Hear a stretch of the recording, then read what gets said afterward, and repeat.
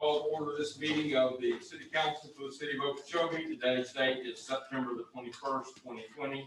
The time is 6 p.m. This is our regular meeting and final budget hearing. I'll remind those that are joining us by Zoom, if you would like to make a comment, if you would please either use the raise your hand or the chat feature, and the host here at City Hall will let us know that you would like to make a comment. I'll remind the council that we need to try to speak as clearly and as close to the microphones as we can, so we can be heard. I know that that's an issue. The invocation this evening will be offered by Council Member Gerald. The pledge will be led by Council Member Clark. If you're able, please rise.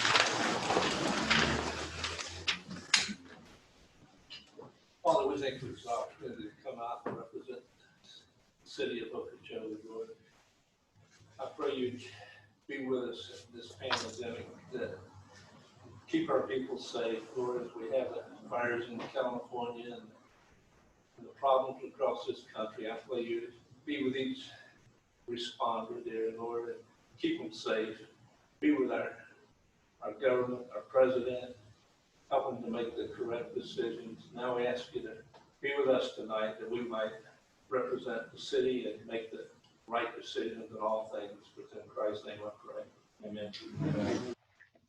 Pledge allegiance to the flag of the United States of America and to the republic for which it stands, one nation, under God, indivisible, with liberty and justice for all. Thank you very much. We'll move on to our request for the additional referral of all items on today's agenda. We will be withdrawing the presentation that will be done at our next meeting. So that will not occur this evening. That will be withdrawn. And you were given in your arrived new business item F. Under new business item F, we will discuss animal control service. That item with an exhibit. Any other additions or deferrals? Hearing none, we have a motion to adopt the agenda. Motion by Councilmember Gerald. We have a second. Second by Councilmember Keith to adopt the agenda. Discussion. All those in favor signify by saying aye. Aye. Opposed. Motion carried. Public comments. Do we have any comment cards? I had a lady that said she wanted to make a comment. She's not here, so if she comes in, I may give her that off. Okay. We will move on then.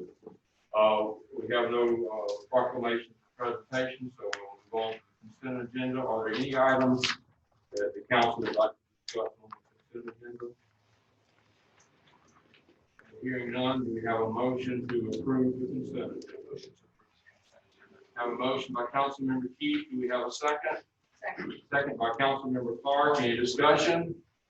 All those in favor signify by saying aye. Aye. Opposed. Motion carried. We'll go on to our public hearing for the budget ordinance. So we will open the public hearing for the budget. The purpose of this public hearing is to consider the final reading of ordinances for the proposed millage rate levy and proposed budget for fiscal year 2020-2021.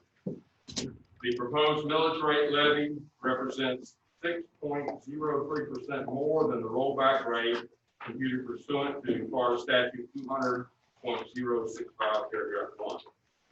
We need a motion to read by title only, ordinance number 1216, levying the millage rate. We have a motion to read by title only. Motion by Councilmember Clark. We have a second. Second by Councilmember Adney. Discussion. All those in favor signify by saying aye. Aye. Aye. Opposed. Motion carried. Mr. Attorney, would you read ordinance number 1216? Yes, sir. An ordinance of the City Council of the City of Okeechobee levying the ad valorem property tax millage rate for municipal purposes on all taxable property within the city in accordance with the provisions of state law for the fiscal year beginning October 1st, 2020 and ending September 30th, 2021, providing that 7.6018 per $1,000 valuation shall not be levied on homestead property. That 7.6018 valuation shall be used for general city purposes. That said millage rate is 6.0 0.03% more than the rollback rate of 7.1696 computed in accordance with Florida Statute 200.065, providing for conflict, severability, and an effective date. Thank you very much. Do we have a motion to adopt ordinance number 1216? So moved. Council, a motion by Councilmember Clark, we have a second by Councilmember Gerald. We'll open it up for discussion and public comments. Do we have any public comments on ordinance number 1216, setting the millage rate?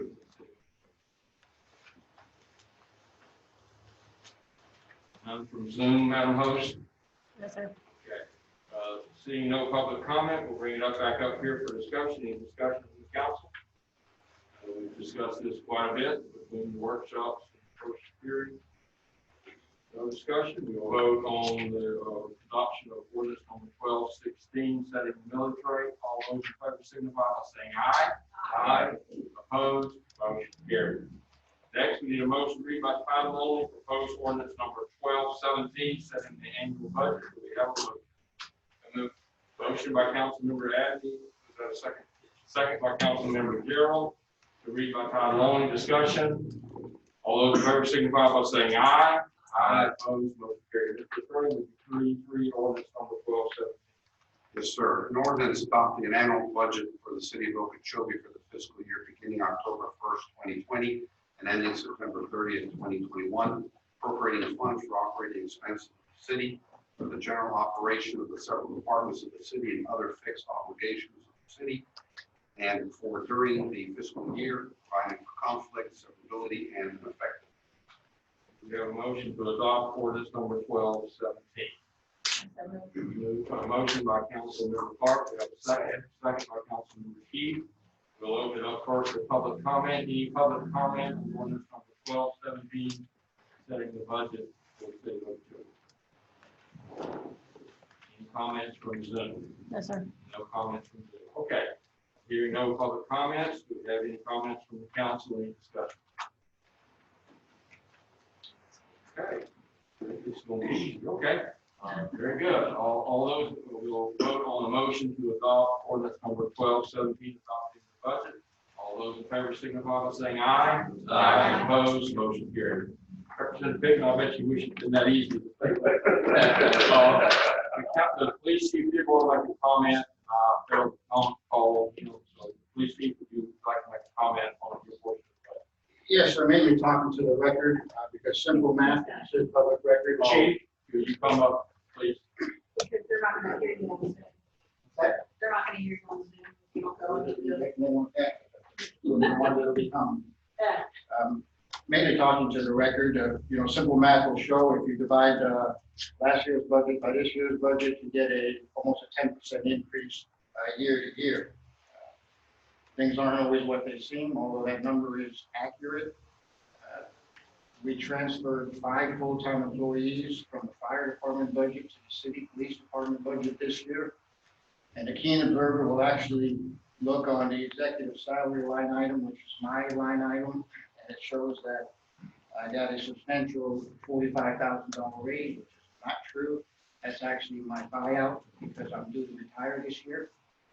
And I wouldn't take a raise like that if it were offered. If the rest of my staff can't get it, I wouldn't want it either.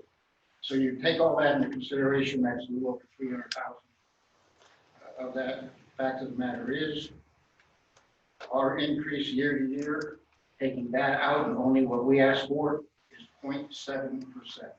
0.7. So that's extremely reasonable. And the other thing that doesn't reflect on our budget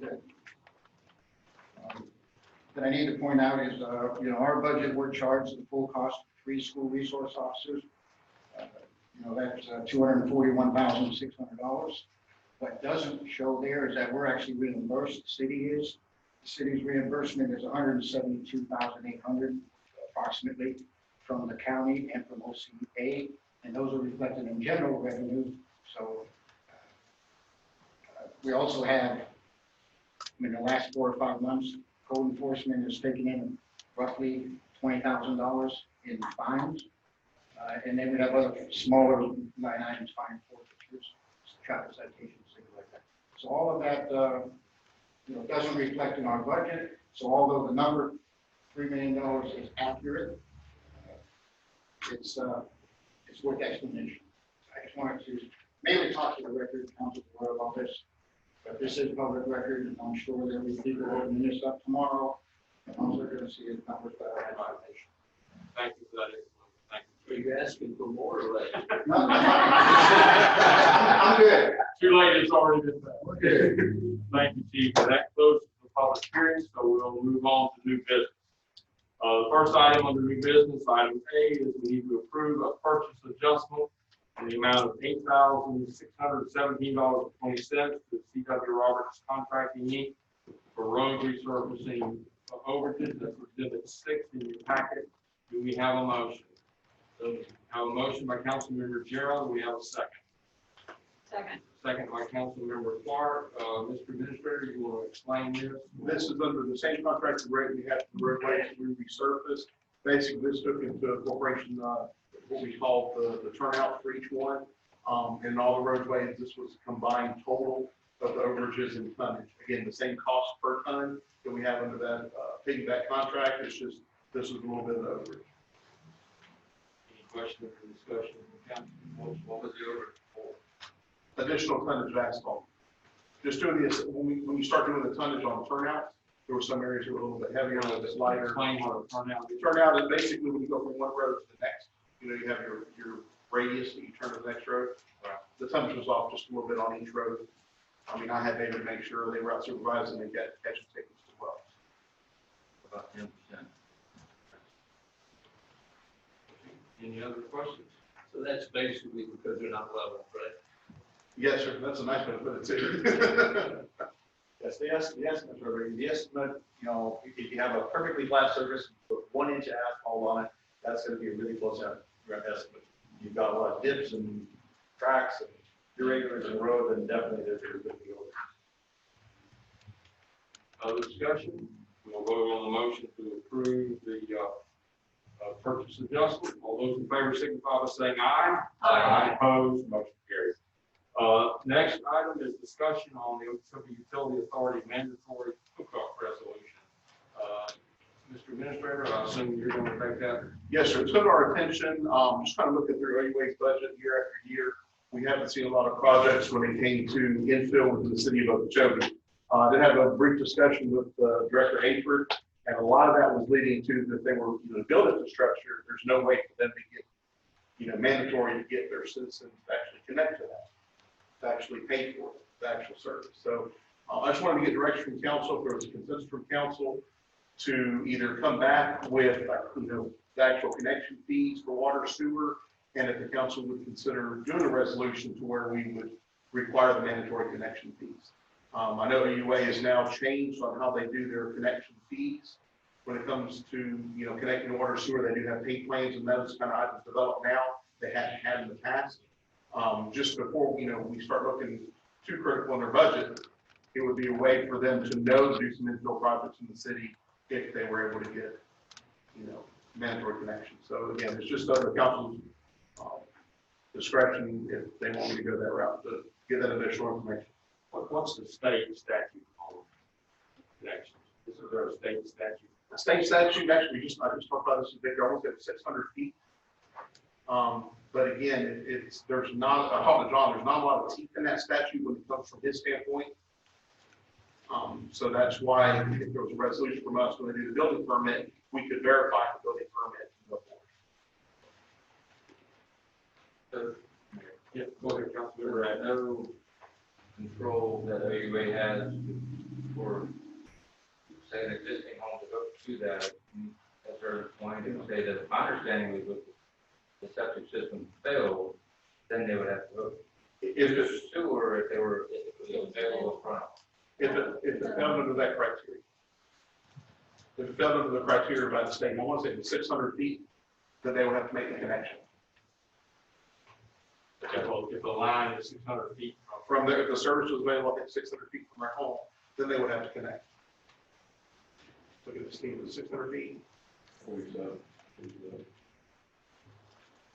So if the set, say the was 700 feet away, And they had to redo their septic field. The health department wants to still grant the septic field to be redone. So again, it's just more of a future planning.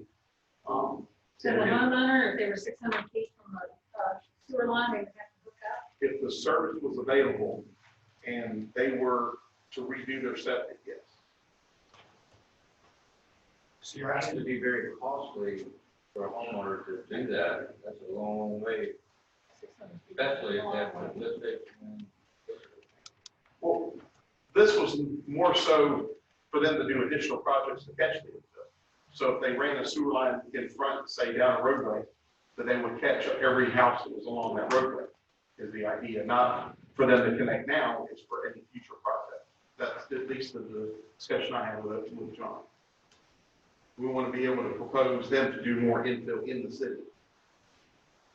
But again, if we don't require people to connect, there's no incentive to put the line in first. But we can make it more strict, right? We can say if you're within 100 feet of the sewer line, Yeah, then the connection, 600 is a little ridiculous, but I would think 100 feet would be affordable to a homeowner. And we can, like I said, if that's the, the wish of council, we can go through and modify it to where it's adjacent to the property or something like that, so we can come back with something that's agreeable. And again, just in the past, when this has been brought up, there was no payment plan. Now UA does have a plan developed. And if it's possible, I can bring both of those items back for your discretion. I just wanted to make sure that, we're all headed that nice place up north with the other football team here soon to see if we can get dollars. And if we're trying to do some additional infill within Okeechobee, the city should maybe work with that right on. Yeah, I'm still confused. OUA has no ruling or has no, they say they no authority, no require that they rely on the municipality or the government to do that. Right. I think, former council member, Gary Ritter wanted to address the council on the OUA issue, and I advised him that we could take this comment. Gary, you have the floor. Please state your name for the record. Gary Ritter, 1950 Southwest Fifth Avenue. I'm impressed you're on computers. Yeah, boy. Things have changed. haven't they? Yeah. We've had a lot of rain lately. A lot of rain. The lake's up to 15.1. I can tell you when that happens, the water table in this area is really high. And we're dependent upon water management district, the pumps that go on, but yet, that water table, it takes a while for that to go down. And I'm kind of here representing my two daughters, and I'm sure there are other people that have had issues with failing septic tanks because of the high water table. I have one of my daughters that lives across the street from me. I could throw a softball to her house. I'm on city sewer. She's on septic. She's in one of those old lots like Mayor Curtin. Remember when Mayor Curtin used to have all those issues about flooding in his house? She has one of those older homes that was built in there when those areas had dirt roads. And then when the road came up and then the new houses came in, she's down at the bottom. Her septic tank and drain field do not work right now. When the water table gets up, they overflow into their shower. My wife is doing laundry. They have to come over to my house for showers. They can't flush their toilets right now. My other daughter that lives right down the street has the same issues, but not quite as extensive as that because she's actually across the street from Mayor Kurt's house. I know there are people, and I'm not going to that we've talked to on Southwest Fifth Avenue that are more than interested in getting on OUA. And I would say there's probably more than 5 or 6 households that would love to get on OUA. My daughter that lives across the street from me, she can't, in these times, she cannot, they can't live in that house really, because there's no way for them to flush toilets or take showers. So I don't know what the, you know, what we would have to do, but I would serve, I've got, like I say, I've got, a hookup at my house.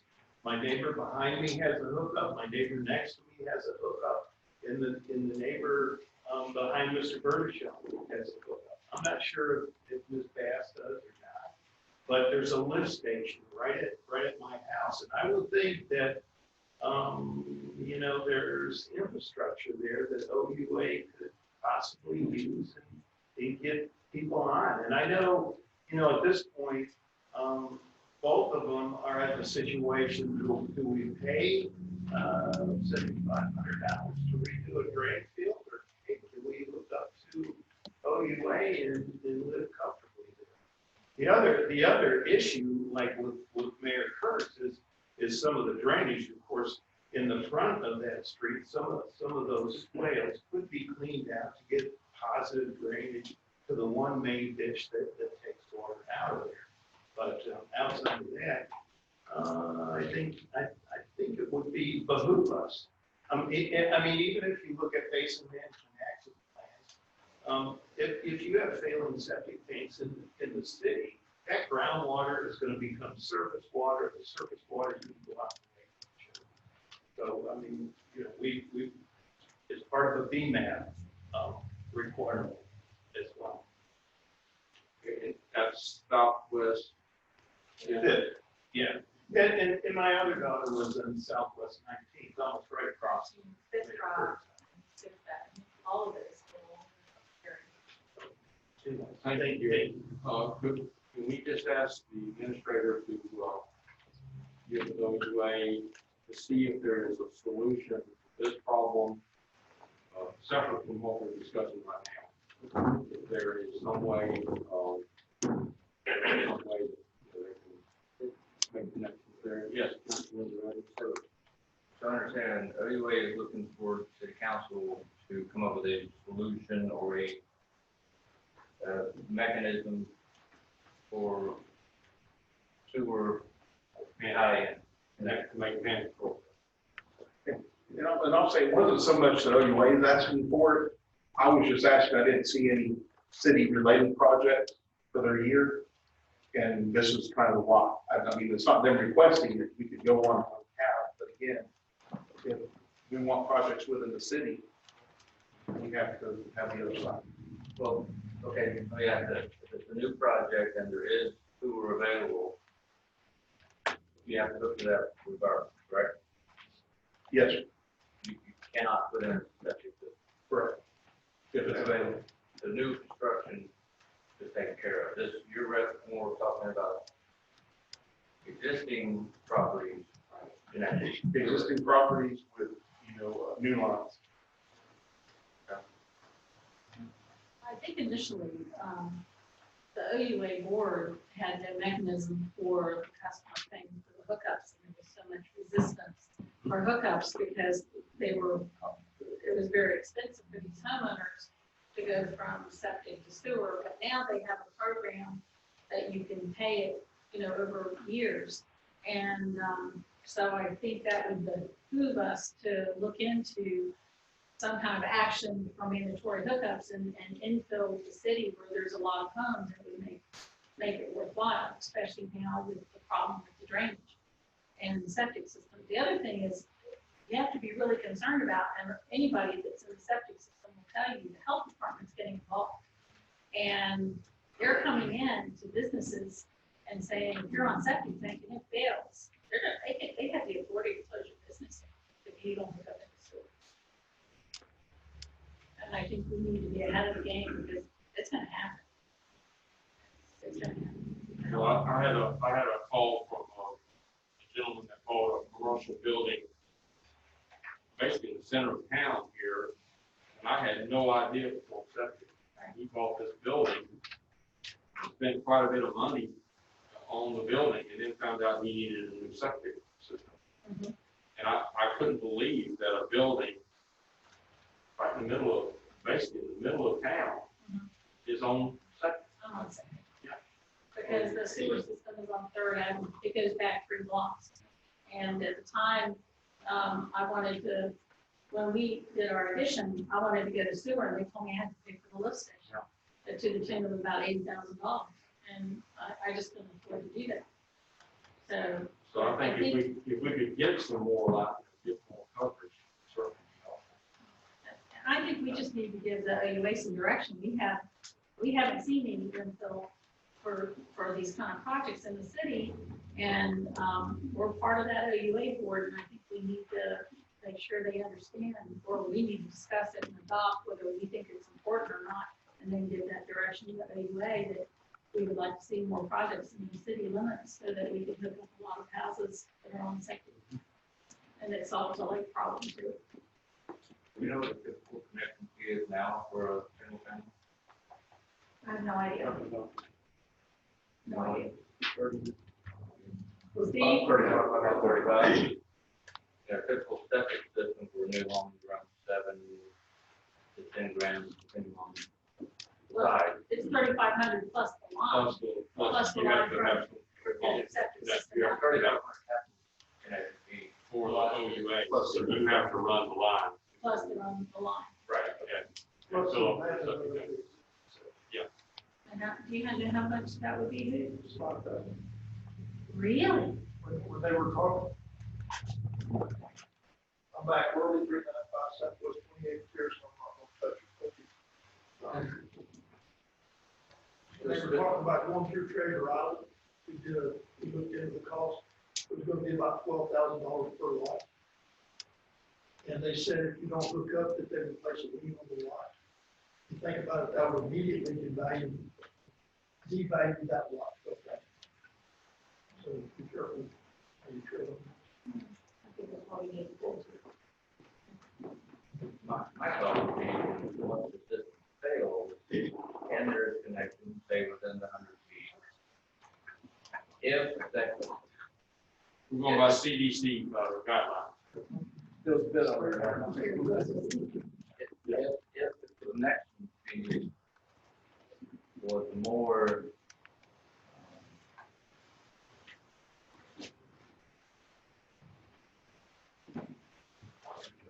I would say if the system is fine, the septic system until it fails, and then that connection would have to be done. Seems to be a reasonable. But try to have that connection fee along the same line, cost as a repair or a replacement. And the other comment I want to make is the health department is, or they considered it, I think at the state level, that the septic tanks have to be inspected every 5 years. And that's going to be another additional cost for anybody on the septic system. Residential, Any septic system. septic now. I don't know that it was adopted or when it was taking place, but they were shooting for every 5-year inspections. So, Representation, I think you want to make a comment. Representative Kerry Pigman, 1404 Southwest 7th Avenue. I just wanted to volunteer one thing. When it comes to getting additional funding for septic to sewer conversions at the state level, one of the first questions I got asked is, what are your local governments doing to incentivize hookup? And the challenge is, how do you get the right balance of incentive and mandate? Because you can't go over on either one.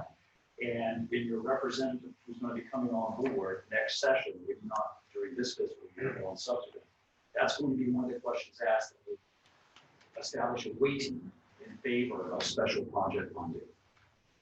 Thank you. Thank you. Yeah.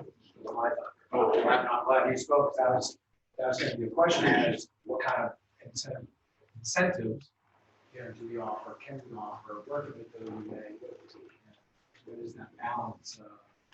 Nobody wants to mandate a citizen, they have to do anything, let alone hook up, OUA has payment plans now, how can we be helpful in that with incentives? State funding, that's great. Mr. Ritter commenting on the PMAP. These are things we need to consider as the local governing body, that we have a responsibility to everybody that's affected by our water that runs in the lake. What are we doing to mitigate? We want our school there. So do we want to, oh, I'm sorry, former Councilman Chandler? Well, Chandler, Southwest Academy, or my yard used to be wet, now it's underwater. When we was on the board, you know, we went there. The issue about 600 feet, you have 600 feet, that's better on walking the net. So you was in there somewhere, so you would be hooked up. I think Seventh Avenue was on one, across the ditch, they can't get to because the ditch right now. But the moratorium would be, when I was on the board, so you like, their work projects were low, they wasn't done much, so the revenue wasn't coming in, so they tried to come up with some kind of new ideas to mandate new construction. Because before, if your septic system failed, then you were required to put in a sewer system. If you had a sewer, good. Anymore in Southwest septic, if you got a sewer system, a septic system, you're done. So, but a new system would require the money to help them generate. Because if they don't get any revenue, then you're taxing. And that's one of the main reasons.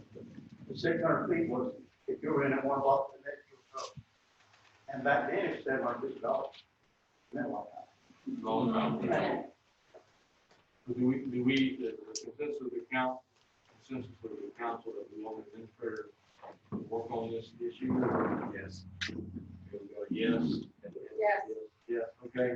The consensus of the council then, administrator, is that we would like to work with OEWA and please mention the issue we. You have another comment? Yeah. You know, when the ground becomes saturated, it doesn't matter if you get a new drain system or old. Can we as a city, what Mr. Ritter said is the drainage, can we work on the drainage to clean those ditches out to get the water out of there quicker? Actually, I noted to David, when he was talking, to make sure that we go down there and get the water out of that neighborhood and see what we can do. I will give credit to Public Works all day today. Their staff has been nothing but going around looking for any holdups and whatnot. So I appreciate them already starting that. And we'll get down to Gary's in the morning. So there's something we can do. Okay. Any other discussion on this? We've got a consensus. Next item under new business, item C, review applications for the Charter Review Committee and consider appointments. Exhibit 7 in your packet. You had a revised, so I don't know which one you're looking at. You had a revised memo. So I hope you have all the names. It should be 1, 2, 3, 4, 5, 6, 7, 8, 9, 10 names. Is that correct, Madam Clerk? Okay. Mr. Gary Ritter's name was inadvertently left off of the original. We sent a revised and by email, so should have Suzanne Bowen, Bowen, Noel Chandler, Steve Dobbs, Jamie Gamatia, Jeremy LaRue, Sandy Perry, Harry Pigman, Miranda Hoot Worley, and Gary Ritter. Those should be the names. And you have their, you also have their applications below that. And Mr. Ritter's application is there. His name is just inadvertently left off of that list. Is that clear to everybody? Okay, we have a little dilemma. Is how, you know, this is always a dilemma. It's a nice problem to have that you've got more people than you need appointed. We had talked about each council member nominating one person.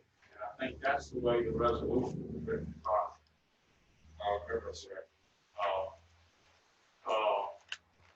so that gives us 5 members. And then the other 2. So we need one. Do we have one alternate? Is that correct? Am I correct? That's how we're moving to one alternate. Y'all decided on one alternate? Okay. One alternate. Y'all make the rules? We can change the rules. Yeah. Were there any applications submitted that didn't make this list? And, for what purposes? Yes, sir. There were 3. They didn't meet the criteria to be able to, for property owners or residents in the city. Those were verified. Yes, sir. And discussed with the individuals as well and explained the situation, given every opportunity to provide something for them. Yeah, Councilman. Mayor, I thought the other discussion was that we would not have anybody that's an employee of the city, on this board. Is that not part of our discussion? I don't remember that being discussed. I don't know. I did not double check. And the only reason I said that is that I know we only have one application here that is, I think, that is paid by the city. We do have 1 temporary part-time out. And I thought that was part of our, does anybody else remember that as part of our discussion, that we said nobody as a city employee could apply? I don't remember that as. I don't remember, but could that be a legal conflict? No. No legal conflict. So do we want to follow that procedure then, that each council member appoints one? And then I would suggest that we do like we've done in other selections or hirings, that we may all make a list of top 3, and the top 2 would be the members, and then the third, whoever had the third would be alternate, or do you want to make more alternates? Mr. Mayor, may I make a suggestion? We'd love to have it. Awesome. I like it. I certainly appreciate and applaud all the people that are listed here, those that were interested but didn't meet the criteria. So in essence, in the intent of having the best diverse team, I would like to allow all of these I've made the list here to serve the city in this capacity. And, you know, whether it's a 7-member panel with 3 alternates or a 10-member panel, or however, but I think it's, you know, I would just like to applaud all of them and in doing so, allowing them all to serve and not turning anybody away tonight, just because inevitably 1, if not 2 or 3, will not be enough. You know, like life happens. We only meet twice a month, and some of us, you know, are available via Zoom or sick, or you know, just. So that I would like to suggest that we accept all the applicants and we can just discuss. Maybe say we have 10 now, make it 7-member with 3 alternates. If that's what makes the most sense. Because what? 7 members.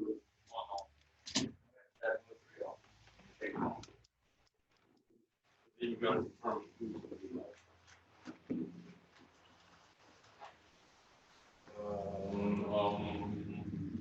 Who shows up? So do we have to have all? Can we not have 10 members? And then what's the quorum? We need what number of these 10 people to show up to make Mr. Attorney, you want to? Just, so I was just perusing the resolution. So, of course, there's no magic with number 7. You have the discretion to expand that, or picking up on City Council comment. You can create ex officio members that they listen, they provide input, but don't necessarily vote. All within your discretion. That's a pleasure of council. What's everybody? We'll make it easy just to make everybody remember that you'll have to choose anybody. Well, I think that make everybody a member, But then and you then got, they you got an even number. But correct, but and then make the they're going to select their chairperson, and the chairperson doesn't vote. In case of time. I'm sorry? In case of a tie. What, the voting members would be 9, with the chairperson. If they were all present. Correct. There you go. And he would be a tiebreaker. Therefore, majority, form the majority for all. Six. Okay, we have a motion by Councilman Heath to, select all 10, to revise our resolution and select all 10 members, as members of the Charter Review Committee. We have I guess by Councilman Heath, we have the alternate. The alternate. They're all members, everybody's members. All members with a quorum of 6. Have a second by Councilman Gerald, so we'll open that, motion up for discussion. So if you have, so quorum is 6 with a tiebreaker for the chairman, would be the 7th vote, would be aye. If you only have 6, we'll have 6 and vote, but if you're saying the chairman's not going to vote, the chairman will hopefully be one of those 6 with the vice chair serving as the chair. So you don't have 5 votes. Does that make sense? Does that make any sense at all? Yeah. Mr. Attorney, you're kind of leading this, So the only thing I would say about the chair is that the chair who's going to lead this important effort is going to be someone that's going to devote it, frankly, a considerable amount of time. I would hate to not allow that person to have a vote. I mean, this is a very big commitment. vote, and if you have a tie, it doesn't pass. In theory, you have all 10 there, it could happen. But I That's a doubt, practical matter. yeah, but I doubt it. Thank Okay, so we're gonna let him vote. Okay, yes. The chair vote. Okay, is that several? I know we have several people in the audience that are here for this matter.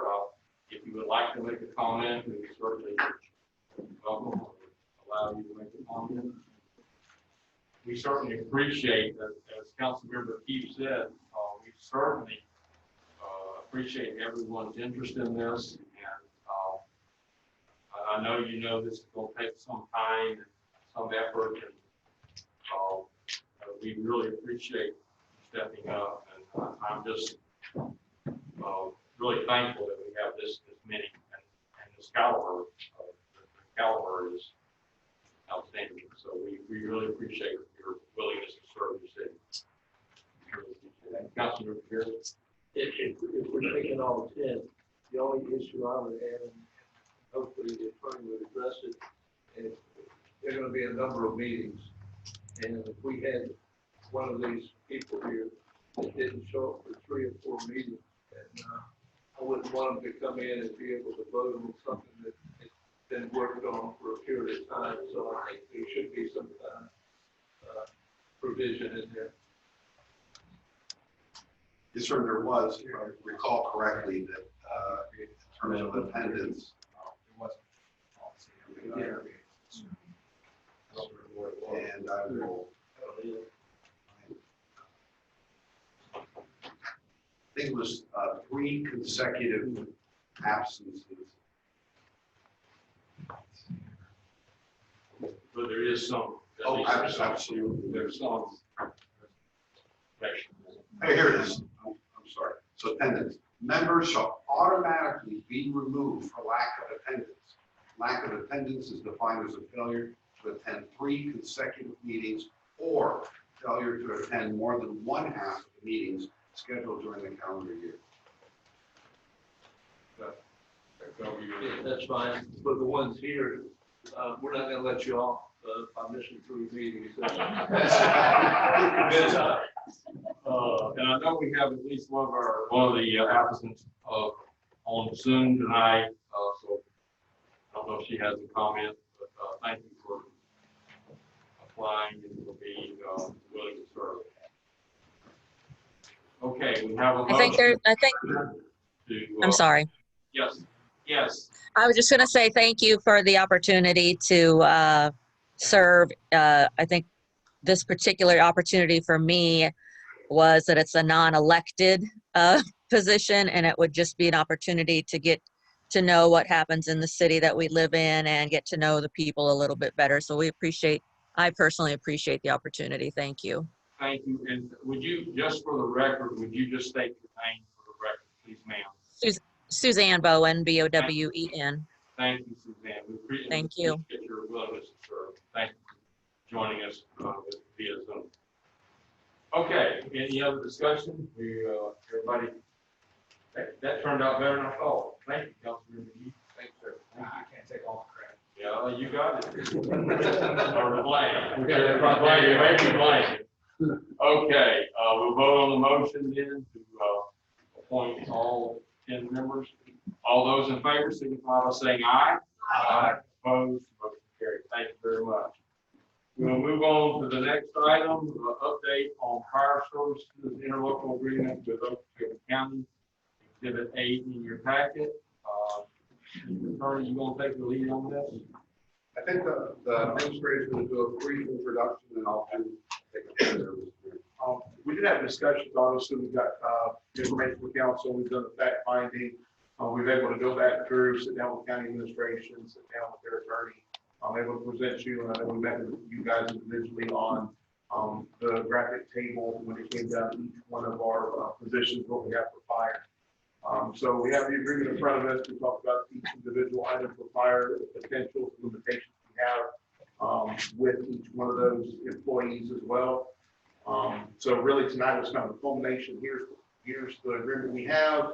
Here's kind of looking items of the items we have for our employees. And then from here, my understanding is talking with the attorneys, we have a couple of exhibits we need to develop, and then some fine tune. And I'm not going to steal your thunder, but we're not at the final step, but we're really close. So with that, I can let the attorney kind of fill in the remaining. Mr. Mayor. Yes. So I received a lot of questions, maybe some of you have about what is occurring tonight. And I think probably the best way to characterize it is this is the final phase of the negotiation and determining which directions we go and providing the staff, attorney, and administrator the final direction to bring back to you a finalized agreement or not, depending on your direction today. And what I can do is very briefly, for everyone's sake, including those participating from the public, just to do a quick overview of the proposed interlocal agreement. Since it hasn't really been discussed in any detail in public. Essentially, in exchange for the county's provision of fire service, as described in the agreement, no later than January 15th of each year, a sum equal to the aggregate assessment for all amounts for all properties lying within the city boundaries as calculated, utilizing the county's then current fire rescue assessment fee. That will be the fee itself for fire service. Separately, the county adopts a published fee schedule that sets forth the cost of various services provided. Plan review services, probably a good example of that. The city agrees to, under this proposed agreement, to adopt the county fee schedule and any additional fee schedules that may be adopted by the county from time to time in the future. Those fees would be remitted to the county. The agreement is for a 5-year term, may be extended by agreement of the parties. The county will offer positions to specified employees at rates of pay and rank as would be shown in the final draft. And I'm going to go over that in much more detail momentarily. Employees may elect to transfer their pension to the Florida retirement system offered by the county, or may choose to stay with the city pension fund. The details of these options will be reviewed by the city's pension attorney. all city employees hired by the county would be subject to a collective bargaining agreement in effect at the time for the Okeechobee Fire Department.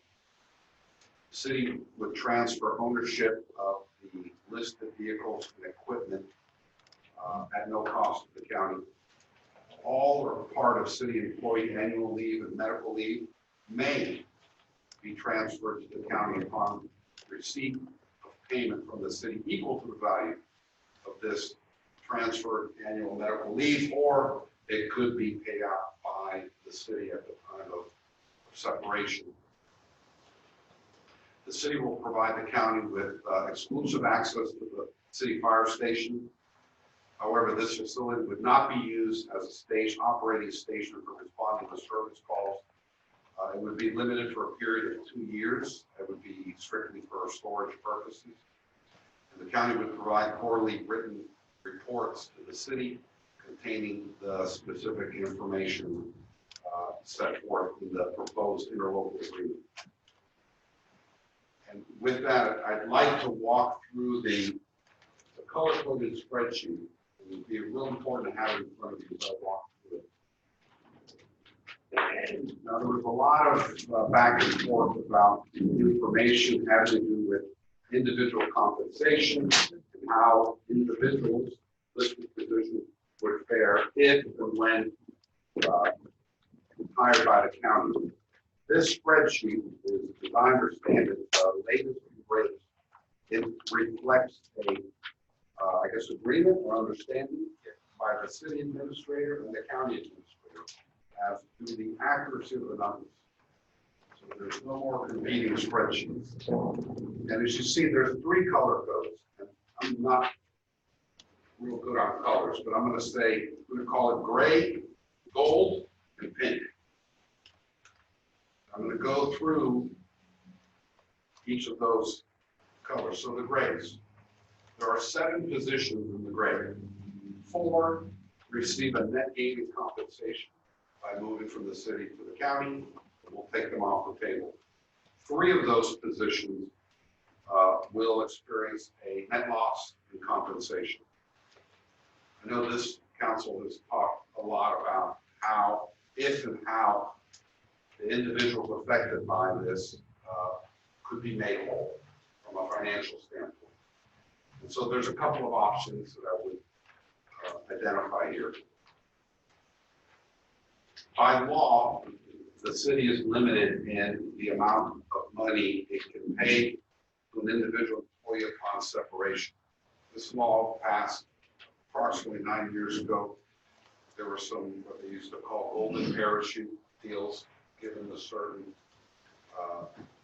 government employees that the legislature wanted to put a cap on. And so that statutory provision limits that a one-time payment to no more than 20 weeks of the individual's annual compensation. That's more or less 5 months of compensation. That's positions 5, 7, and 11. 3 grades. So for each of those positions, and this is maybe India one day verify these numbers based on some back of the napkin calculations. It appears that if the county, city council rather, were to agree to make a 20-week lump sum payment to these 3 individuals or for the 3 positions, that would cover the difference in compensation between the city and the county for about 3.5 year period of time. And I'm not taking into consideration present value.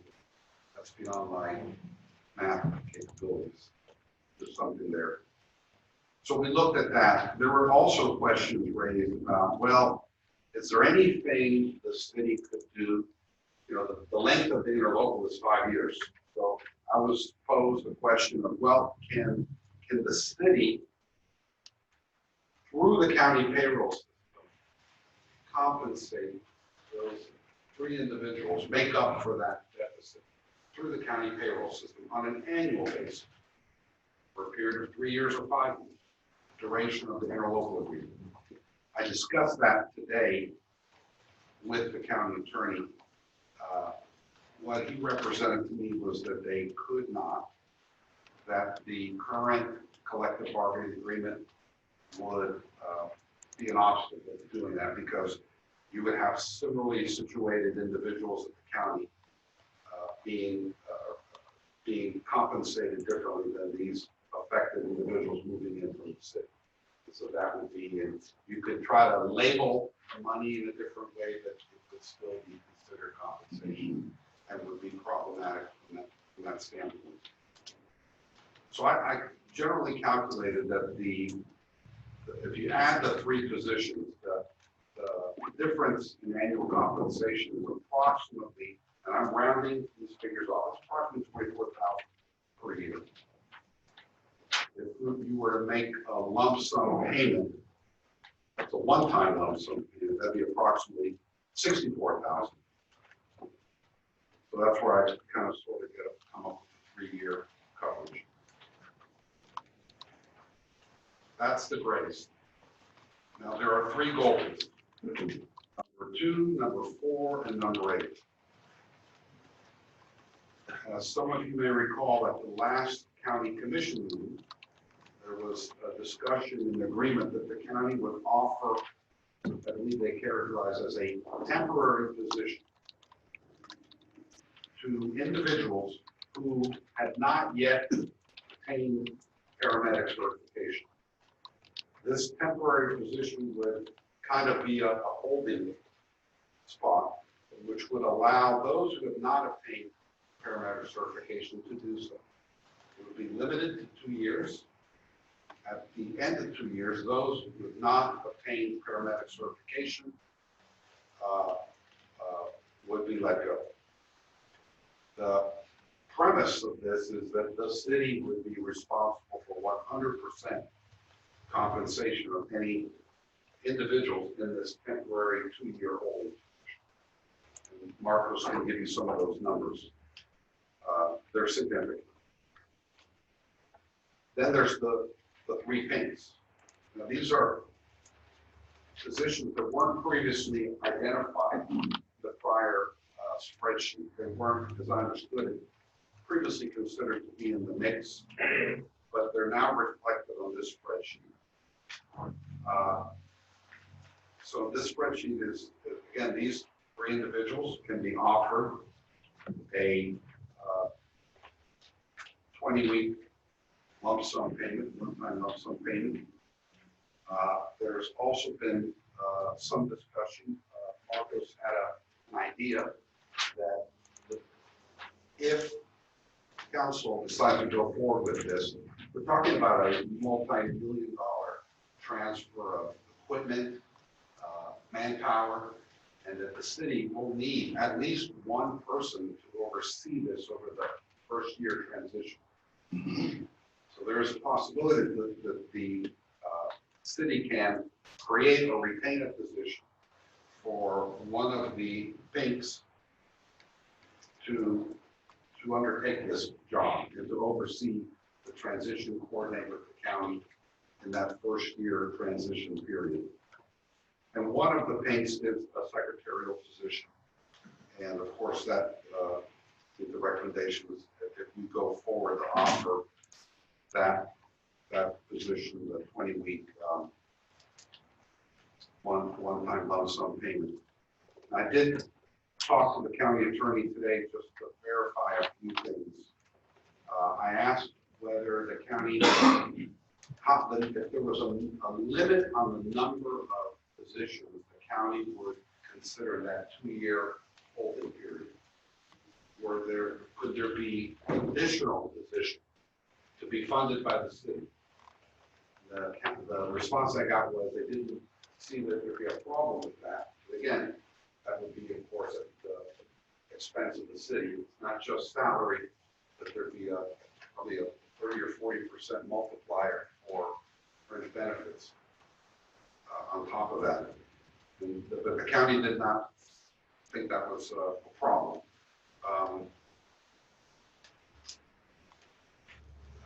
Let's see. So there were some questions asked about whether the county would consider supporting some accommodation in September of 2021, when, as I understand it, the county's collective bargaining agreement would reopen. And that was a question posed to me by council members, so I asked it of the county attorney. His position was it really wouldn't be appropriate at this point in time for the staff to commit to any particular priority on a future negotiation. And I think that covers most of the numbers. Any questions? Yeah, what was it, 2-year holding figure? Approximately 175,000. Again, that's probably because Oh, we're, this is 3. That was based on 3 people, right? So number 4, number 8. Thank you. Questions, Councilman? On the goal, the 3 positions, the 2-year, take a paramedic school, who would be responsible to pay for that paramedic school, city or county? The county would pay that. May I ask, if they go to paramedic school and don't pass, they have to pay the county back? What I understand. So exactly, it would Is be. that correct, Josh? So, right now, that number is about $18,000.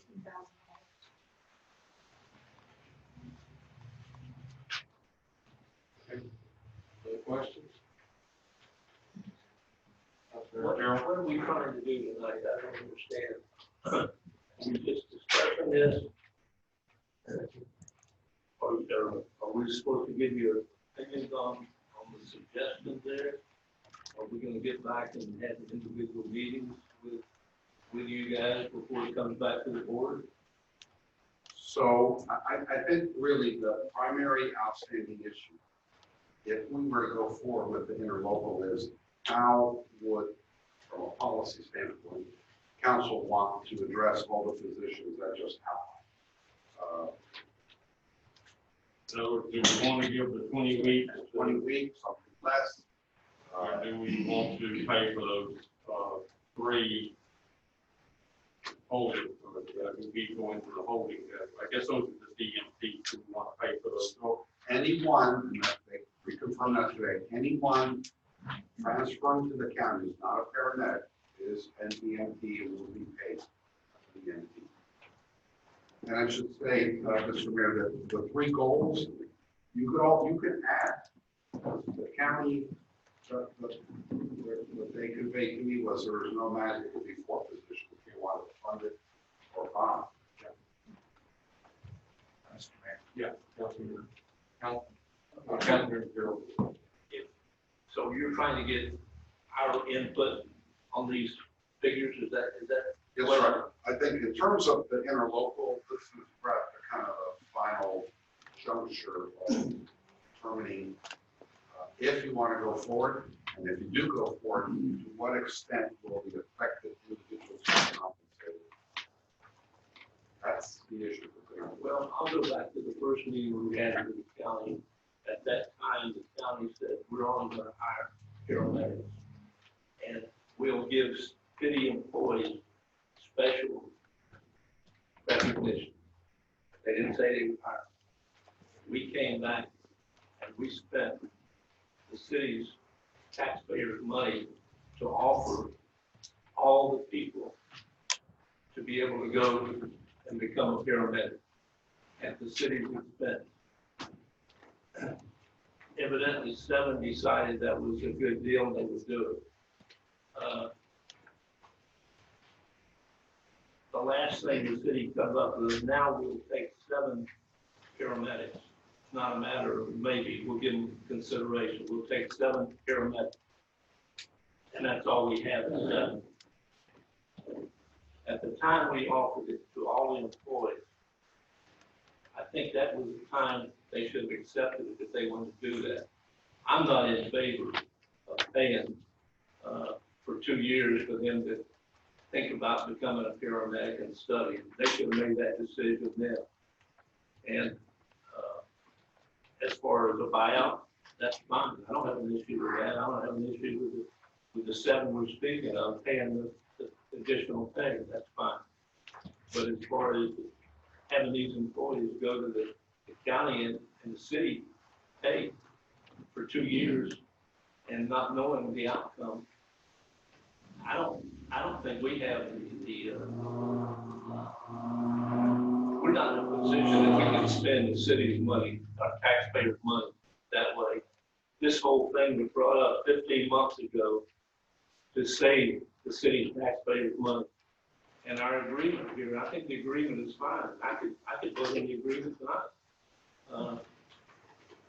We're gonna save between $600,000 and $700,000 a year. That's the big chunk. When we just did our budget, we had to go in and borrow $1.3 million to balance our budget from our reserves. Half of that is what we're talking about saving.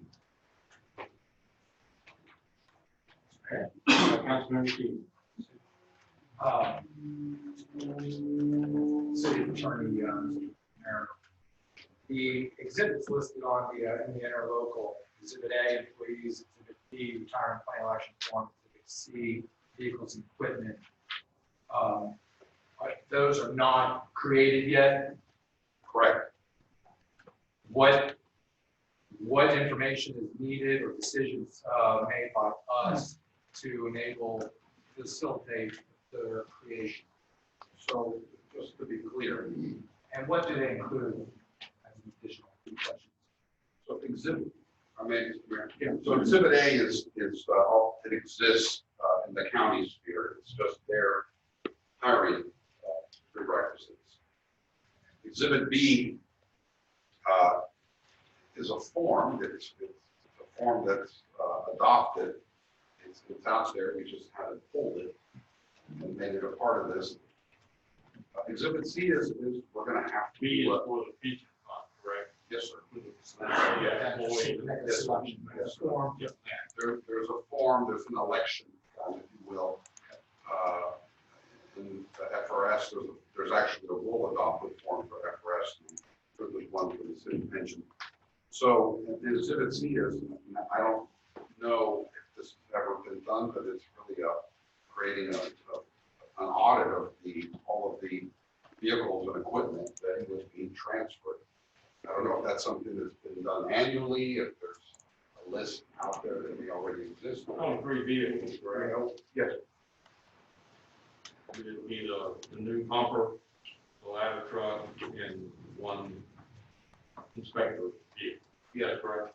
Yes, not the inspector vehicle, engine was the. Oh, engine 6, And engine 6, engine 9, and the ladder. Also 2 engines, Yes, two pumpers, and a ladder. but no inspector vehicle. That's a Pick it up for it. Okay. So Mr. Attorney, so Exhibit A, if I understood correctly, is something within the county's realm of addition or part of this interlocal. That's not something that we're influencing. Am I correct in that? Okay. Exhibit B is election form. That's purely for the employees. And Exhibit C is a list of vehicles and equipment that will be transferred. So is there anything else? And I don't see that any of those three needing our influence up here on the dais for their creation. Am I correct? That is generally correct. There are, for example, Marcos and I discussed in terms of using the city fire station, that we should probably put a limit on how long it could be used for storage purposes. The city might have other uses for that facility at some point in the future. But it says 2 years. And you're Right. So, And the county pays you bills. correct. So, other than those three exhibits that aren't attached yet to this interlocal, is there anything else within this interlocal agreement that requires city council's input or guidance to staff to solidify, finalize this interlocal agreement document? The only material issues that require direction are the statutory issues and the flexibility. So if I understand correctly, then, Mr. Attorney, the interlocal agreement is finished, with the exception of Exhibit A, B, and C being added to it. Once those forms are full, the county adds their employee stuff, and our vehicle and equipment list is solidified and added to it. And that's the interlocal agreement. Because if in my thought process, compensation, this isn't an exhibit or an attachment to this interlocal, is it? So this is purely what we're going to do for the employees, compensatory in nature. Has nothing to do with services that we're requesting can be provided, which is spelled out in this interlocal agreement. I would just like to put forth to my counterparts that, we have, staff is doing a wonderful job in having this interlocal developed. There's a few items to add to it. I think in, very near future, the next meeting, that I would hope that the county could add Exhibit A. We could pull off the FRS form for Exhibit B. And I guarantee we have a list of vehicles and equipment already created that we can just, delete rows that don't apply and print off that form, and boom, there's Exhibit C vehicles and equipment. And then we have a completed interlocal agreement to agree to. I think this, the city council, all of us up here, have already vocalized our intent to take care of our employees. We're very thankful for their service to the community, and we can reaffirm that intent again. But I think this, we can continue to work to finalize and make, perfect, if you will, or the best case scenario, the compensatory spreadsheet. But I think for the past year and a half, we've been working towards getting an interlocal agreement. I'm looking at one on my computer screen right now that I'll second, Mr. Gerald said, it's ready to vote on. So I would just like to suggest that we move forward with the key issue at the end is interlocal, and then continue to work. Staff can work on whatever the necessities are and for compensatory issues. I think that we need to give direction to staff. Councilmember Gerald has already stated his opinion on the three employees that he doesn't feel we should pay their salaries. And he was agreeable to the 20 weeks. I think we need to give staff direction. Oh, yes. I agree, Mr. Mayor. So I was just. But anyway, okay. Just interject two things very quickly. So what you said is correct, but what this agreement doesn't encompass is if you were going to fund any of those temporary positions. That wasn't an option when this was negotiated just a few weeks ago. So that would need to change. One thing that Marcos pointed out too is that the payments. Right now, it appears to be a kind of a one-time lump sum annual payment, and what Marcos and I have discussed is making that reflecting a quarterly payment rather than a one-time payment no later than January 15th of each year. There was one additional item, just because we don't know the date.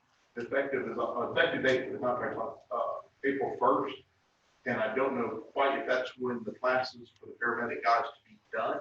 That's projected. I think they're okay, but I don't know if they're going to be able to actually at least come out and have that paper in their hand. The gentleman that did, take advantage of that from the city. I don't want to put them on an 8-ball effective date at the same time as this.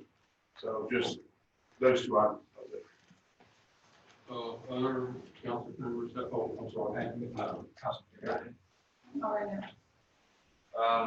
I'd like to say that these three positions, I believe that all along they were discussing, or they were part of the discussion, the group of people that were going to go over and attrition they would come off. So I feel that we have talked about this several times, I thought we were agreeing on stuff here on the council before that. But I would, I still need to know what that total number is going to be for the 20 weeks for all of them, for us to really have that knowledge to vote on it. 20 weeks is going to be, if we give it a lump sum, it's $64,000. I can calculate it. Who do you want from? Just the, Well, I don't know, let's start, grabbing that now, we need to all on paper. We all need to see it, it needs to be added to the protocol, because we still don't know what the final, this penny dollar is gonna be per year for this grant. Do we know that? I don't think we do. But you're in, if I understand what you're saying, you're in favor of those 3 employees paying their salary for the 2 years? I consider those 3 employees as the ones that will go over and go to the attrition process that we've all agreed on several times. And I think that would happen relatively quickly. Mr. Mayor, may I interject? So the county did tell me, based on their historic attrition rate, it is very likely that the positions would be available for those 3, if not a few more. But again, that's big if they successfully obtain the paramedic certification. That's the kind of overarching advisory. Well, in those 3 positions, if they have no interest at all of being paramedic, I think that needs to have to be a discussion with the fire department with those 3. And if there isn't, then that kind of tells the tale. And we need to know from them if they have no intention, then they don't need to go. We can only go by what the county is requiring. Mr. Mayor, may I ask a question then? Yes, to Chief Smith. In light of what Councilmember Abney just said, does the fire department have a consensus or number by number? There's no names attached to these numbers. We just have a number of city employee number. But do your staff have, one, do they have the information they need to make an informed decision of what they want to do? Answer, no. What information do you need from the council or staff to facilitate their decision-making process? Well, it's a little bit complicated because we have some that they all, of course, would want to go over if they can. Financially for them, I mean, they're losing at some point, but you got to try to make it right. I understand that. Some may have a few that just want to, hey, the city just offer us a severance and be done with this. What can you give us that? So we're asking, give them a few options and not just, here's this option going to the county or don't have it now. So can you offer that to my employees? Maybe have some options other than that, just to, and they'll be done with the city. Yeah, just I think we're you understand what I'm saying? both sides of this. Y'all are in the dark, and obviously we're in the dark here as well. But what is the intent of these employees? So we're waiting for information to make a decision. But y'all are waiting for information for you to make a decision. So we got to talk here. This is pretty pathetic, actually, that we're in the There hasn't same been a place. whole lot of talk between my department and this whole process. So Why not? I agree. Why not? Well, I mean, no, I apologize because I haven't come to see you. I hear a lot here, hear a lot there. As a leader of my department, I can't give them information. I'm not going to make it up. I talk to individuals, I talk to you, I talk to everybody here. We all have different ideas and different thoughts, but these guys need to be set down with numbers, with options, and say, well, this sounds good, but I think just give me an offer Okay. that you'd be done with. So I have to think of me. I think it behooves us and the chief to give him the information that he needs, to facilitate his staff's decision-making process so that we can finish our decision-making process. We're talking about those incentives, 20-week lump sum payment. Or are you interested in that lump sum payment, or would you go over and become, for the 2-year time slot, we're gonna be paying that salary and benefits while you're a county employee, with preface that you're gonna have to become a paramedic, right, or you're gone after 2 years. So there's your options. If you're not already, Because it's kind of unique, everybody, got several different positions, those are different tenure, that we have, some have more to lose than others. and that's what we're talking about, right, those 3. So I guess what I'm saying is don't speak generally to the whole department, but to individuals, saying, here, and maybe ask them what they need, or what, Are they here tonight? Can we ask them? I don't think the program is tonight. Okay. Well, so then how does that happen? Well, I think this is something that should have already. Well, that's what we're trying to come to. That's what the attorney just told you. Now, we have done a lot of work on this, and we have to realize that this is the first time we've ever done something. So the questions come up, just like the schools opening under COVID, every day something new comes up. Well, the same thing here. I think we have almost everything we need here for them to make a decision, and for us to make a decision. What we need to determine is, we already know what they're gonna make. They already know whether they're gonna get an increase or a decrease in pay. They know what number they are. We don't, and we don't need to know. But we know, they know what they're gonna make if they go to the county. So they have that information. We need to decide if we're gonna offer that 20 weeks, that's the maximum we can offer. If we wanna offer that to everyone, every employee, or if we wanna offer it to those who, for some reason, couldn't go over, or are not gonna be employed. We have one employee that is not gonna be able to go, they're not gonna go over. All we can offer that employee is 20 weeks. So we need to decide, are we gonna give everybody that choice? Or are we gonna tell them, okay, you have the opportunity to go to the county, that's it? Or, Councilmember Gerald's already said the 3 that are not EMPs, he doesn't think we should pay that salary. Or they have the opportunity to be an EMP. So we need to make that decision. And then each one of the employees can decide. Some of them are gonna get a pay increase over 3 years. They're probably gonna, I would say they probably want to go. Now, the ones that are gonna take a hit, they may not want to go. Do they want to, or do we want to offer them 20 weeks? That's what we need to decide. So then everybody has the information they need. So do we want to offer everybody, any employee, the 20 weeks? Or do we want to offer it only to those who are going to take a pay decrease? Or to those that would not be eligible to go over? Or do we want to pay the ones that are just EMTs? Do we want to, pay their salary for them to go over to the county? So those are the decisions we need to make, like right now or soon, because if I assume we all want to get through this thing. So we need to make these decisions.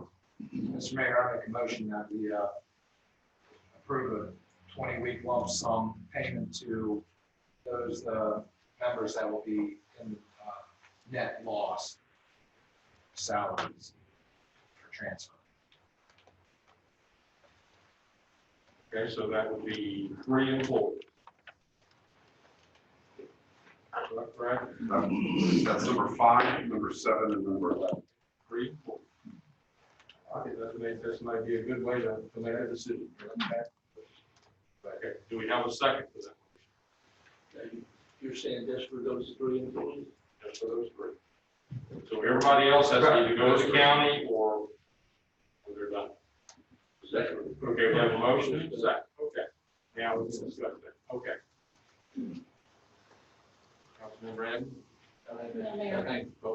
Oh. I honestly feel that every one of these employees should be entitled to a separation package. And I think if it's 20 weeks, I think it should be 20 weeks. For each employee. Yes, I do. I don't think we should single out the 3 more tenured employees that are going over. Okay, is that even if they go over? Yes. I think Even they if they should, go over, they get. they should get a separation package. It's their choice. It's just like when to get another job. If someone decides not to go over, they're gonna go get another job. But if they choose to go ahead and continue to work, they're entitled to the same separation package as, I don't think you can distinguish if we have 13 employees. I don't know that you can do that. But there is, so we have 13 positions.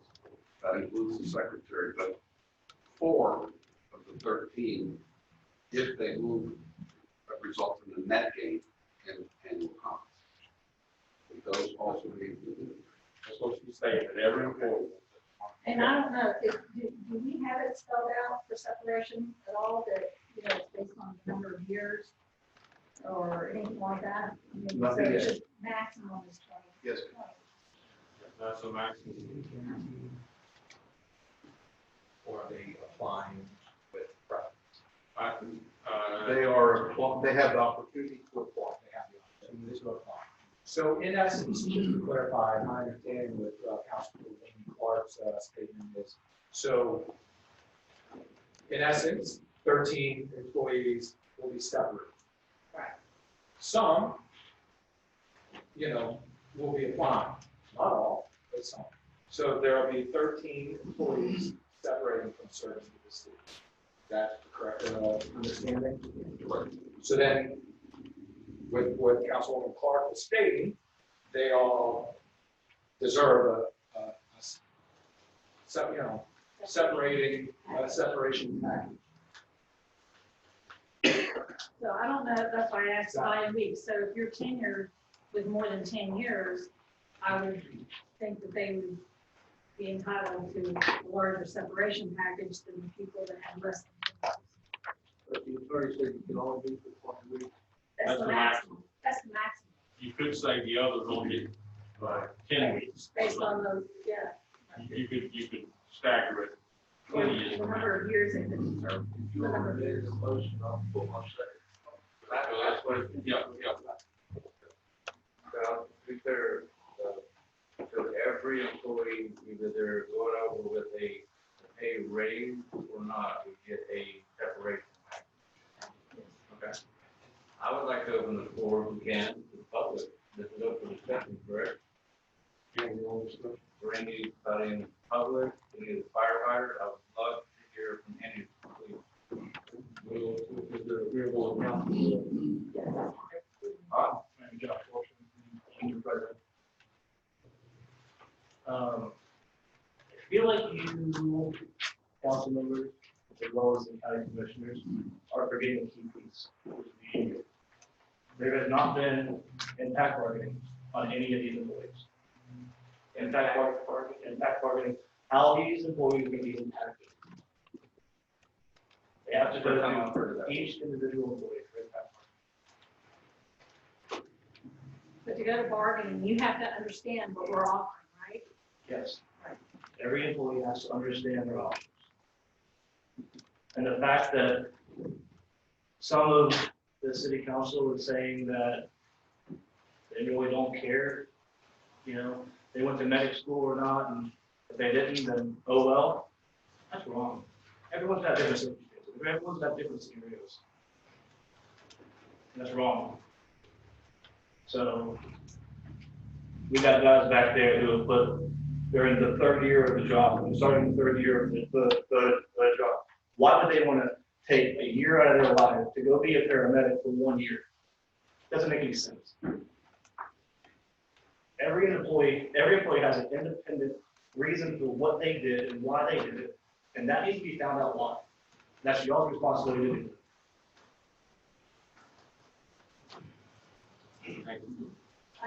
do.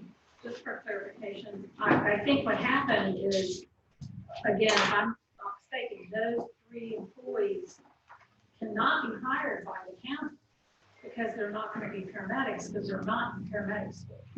Right. Correct. So, I mean, the county put that restriction on that they would only hire paramedics. So if they're not paramedics, they're really not offering employment.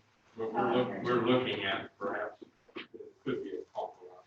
Right, if they went in as an EMT, that they had to get, they had to get paramedic, and that they would have to pay county back if they didn't have the paramedic exam. And since we've opened it up, are there any other comments? Okay. There's no one else wants to speak? I'd really love to hear some of the firefighters speak. I have one other thing I want to say. Has anyone thought about the fact that maybe 2 or 3 people that are in paramedic school might not maybe pass paramedic school? You know, now what you're doing is you're putting the carrot. This needs to be squashed until we know exactly how many people are going to be going there. It's ridiculous not to. You guys are coming up with numbers that you don't even know are going to be true numbers. So you recommend to put this on hold until after. You need to find out how many people are going to be paramedics. How are you going to say that this is what it's going to cost? You don't even know if it's going to cost paramedics. What do you recommend, please? This needs to be squashed. Why? This needs to be this needs to be done. This needs to be overseen. This doesn't need to keep going any further. If they want paramedics, if anyone wants paramedics, you can't make a determination of who's going to be getting what and this and that if they don't even have their paramedic certificate. So they're on hold? Or Yeah, I would say put it on hold until we figure out what's going on. Because right now, it's obvious. When will we know that? Whenever paramedic school is done, and then they have their tests completed, and then they have that blue paper in their hand that says they're a paramedic. You know, you're speaking for the union here, and this has only been going on for 15 months now, and now you want to come up and put it on hold. The agreement. I'm speaking for the union here because that's my job. I didn't interrupt you. Let me finish. I think this is a perfect agreement here, and there's 2 different issues here, and we want to tie it all in together. And what I said earlier, and don't take me out of context, what I said earlier is the first meeting we had on this issue with the county, they said we will not hire anybody unless they're a paramedic. Were you at that meeting? I was not the union president then. Okay, that was what was said. And we're not going to guarantee that we're going to hire the city employees. We'll give them first chance. We'll give them And I told my chief that was wrong as well. okay. Then we came back and we spent the city taxpayers' money and said, anybody in the fire department that wants to be a paramedic, we will pay for you to go to school. 7 of them decided that's what they want to do, you know. Now we're going to come back and say, well, here was just 3 others now. Maybe they want to be a paramedic. You want us to pay their pay for 2 years, and maybe they will be, and maybe they won't be. If they're not, they would have to pay the county back the $80,000. Who's going to pay? $18,000. Who's going to pay the city taxpayers back for their 2 years' pay? That's where we're at. We're talking about 2 different issues here, and you want to kick this back, just talking about the fire department. We worked on this, worked on it, and worked on it. And I think it's more than fair what was offered tonight. So you think it's more than fair for someone who's put their life on the line for this city to potentially lose $20,000 over the course of 3 years? You think that's fair? We didn't ask them to lose it. We said that's what we voted tonight. What we talked about tonight is. No, you didn't ask them to lose it, but you're not helping them keep it either. When I worked for RCA in the manufacturing division, when they were doing computers, I worked there and I worked my way up. And one day they came in and said, you know, we're going out of the computer business, and they didn't care what happened to me. You can go find another job. That was a business decision, and that's what we're trying to make tonight, a business decision. We're trying to help all these employees, and that's where you're wrong. We're trying to help them. That's why we've been fighting to get this where we're at now. We've been working for them, you know? If you're trying to help them, then explain to me why employee number 5 with 17 years of service is going to get $20,000 pay. They're not gonna take a pay cut. We said tonight, we wanna make them whole. Well, we're going, You we're going can't. to 20 weeks. You can only do 20 weeks. And It's still that would bring them up to, over 3 years, it's a 5-year contract. What about the other 2 years? you know, I'm not gonna argue with you on individuals, you know, I don't think you should be in this discussion. No, I don't think you should either. Well, but please be civil, everybody, on both sides. Please be civil. We have differences of opinion, and that's respectful. Good. Thank you, all council. For the record, Frank Wesley Williamson III, I'm here representing the Economic Council, unless somebody throws their shoe at me and says you're not. I just want to commend you on my cost, 15 months, and this is going to be tough time, tough decision. But, you know, I also have been made cognizant of the firefighters, what they've been through. And they've not been able to know what their options were, to be quite honest with you, Mark, you not let them know that. They need to know that. I would suggest that the chief, probably the city attorney, will tell them exactly what their options are. Well, we've got to decide that. Y'all figure it out. We've got to decide that. We can't. Economic Council is in favor of it. We think the way it is, I think it's very good. It's not probably the time to vote on it. Need to figure it out. But taking care of these employees, and like I think your suggestion is, I started to say generous, but responsible. And I think that's what our company's been here in this county since the 40s, and they've left our employees, we would have generations. So thank you all so much for really looking out at the employees. And I wish we didn't have a 20-week rule. That kind of boxes you in. But, you know, if you do 20 weeks and some of those people, those 3 outliers, multiply it to take it back out, some of it becomes too personal.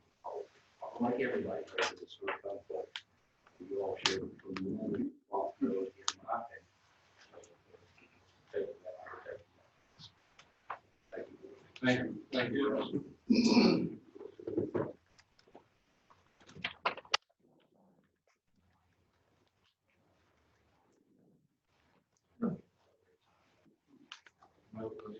We got one. I'll go ahead on this. Mayor, we have them on closer to them, even though we're working on a hard time. You know, whoever's speaking, Right, correct. try to speak as close as you can to the microphone. Yes, sir, no problem. Lalo Rodriguez, city resident, 42 years now, born and raised. Thank you, Councilman Clark, for offering 20 weeks. We definitely appreciate that as the captain for you guys. Mr. Gerald, you're going back, and you're saying that you want to go back all the way to the first time that we talked about this, that's back in July. Your option was, we should just, why can't we just go next door and just lock the door and the county take it? That was your option. That was one of your options. Yeah. Well, let him make his comments. But he doesn't need to connect it, we need to. And if you want a time frame, which is what Councilmember Abbey is asking, I say, if you ask me, I agree with what Ms. Councilwoman Clark advised last time when we just talked about this issue on 7/21, July 21st, was why don't we hold off until September 30th, 2021, whenever the union will open up negotiations, and then we can actually go over and we can actually do a true merger, take our pay with it. There is no incentive. There is nothing else. If I make $50,000 a year, we can go over as a bargaining a unit. They can bargain my job at $50,000. You don't have to come out of pocket an additional $12,000 or $10,000 to supplement for me going over there. At that time frame, by April 2021, you will know who at the 7 individuals who did become paramedics. You will know a true factual number. But as it stands of today, all 11 of us have an interest in going over as long as the money is correct. So, if at this point in time, if the county takes us on over there at 43,000 a year, and currently I make 50,000, okay? Now, on my step over there, after a 1-year firefighter at the county, am I getting my 5% off that 43,000? Or if you're adding on an additional 7 to it every year, am I getting it from a $50,000 5% step? You got to think about it as that too, because there's money involved. There's a lot more to this than what it looks like. We don't even know, they're not even doing a fire assessment study. We don't even know what the fire assessment is going to come back for the city until December or January, because of the COVID put them back that far. So why are we trying to move forward? Why are we trying to do all this whenever, put the horse before the cart, you know what I'm saying? Just wait. Let's get that number first. There may be $750,000 that we may have to pay the county to take this on board. That's a total savings of $600,000, $650,000. What are we doing with that additional money? The millage rate is currently at a 7.6, correct? That's where we're at. Now, if you take us and you go over to the county, that's going to be $600,000 in savings, is what the Economic Council suggests. That's what it's going to be, correct, Mr. Gerald? That's what it's going to be, roughly $600,000 in savings. So, yes, sir, $600,000. So that $600,000 in savings for $292,000, that's 1 village point. So you're telling me that that's going to drop once we go over there this current year or whenever council decides to take this over. Is it going to drop from a 7.6, or are we going to drop down to a 5.6? That's 2 millage points. What's your take on it, Mr. Gerald? Are we going to drop the millage once the fire department's done, and we're saving $600,000 to city residents? That's not my decision, that's a council decision. Okay, but as a council as a whole, you know, these are people coming to me asking me these questions. Are we saving on our taxes? Are we really saving? We're losing a public safety for what? For what? I'm still paying the 7.6%, Lalo. I'm still going to pay that regardless. They're saving $600,000. What are they going to do with it? Well, through social media, Economic Council says they're going to plant trees, beautify Okeechobee. That's what they're going to do with the taxpayers' dollars. They're going to have a hand in it. You're going to have a hand in it. You're going to decide where that money goes. So where is it really going to go? Are we really going to save, as a city, tax people really going to save the community? That's some of the questions that they want to know, the community wants to know. Are they going to save that? Are we going to drop it to a 5.6, so that's 2 millage points? Or is the city going to put it in their pocket and they can do whatever they want with it? That's something we got to figure out. Yes, sir. You were saying a while ago, if we held off to the collective bargaining agreement, you feel that the city fire has an opportunity to bargain for a better pay at the company? Yes, sir. I feel like we would be better off having our negotiator negotiate for us to go over there to actually get. I won't start off as a captain because I don't meet their criteria. You got to be 5 years as a medic before you can even be a lieutenant. So I know going over, I'm still going to make $50,000 as an EMT. It's their job to negotiate for us to come over. We don't have to apply. Why can't we just go over and I get paid $50,000 a year as being an EMT?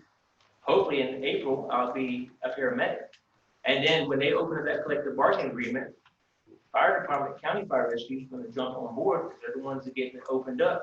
They're going to push for more money. They're losing personnel to the other surrounding counties because why? Because they pay more. Right. So now they're going to up their pay in order to keep local people there. Because right now, I can tell you right now, there's guys on calls that I go to, I don't even know half of their names. It's all new faces. We're losing local people that know Okeechobee County that's born and raised, going over to Sebring making $60,000 a year rather than $43,000 a year there. So that's why they're going to open up that collective bargaining agreement so the money will be there.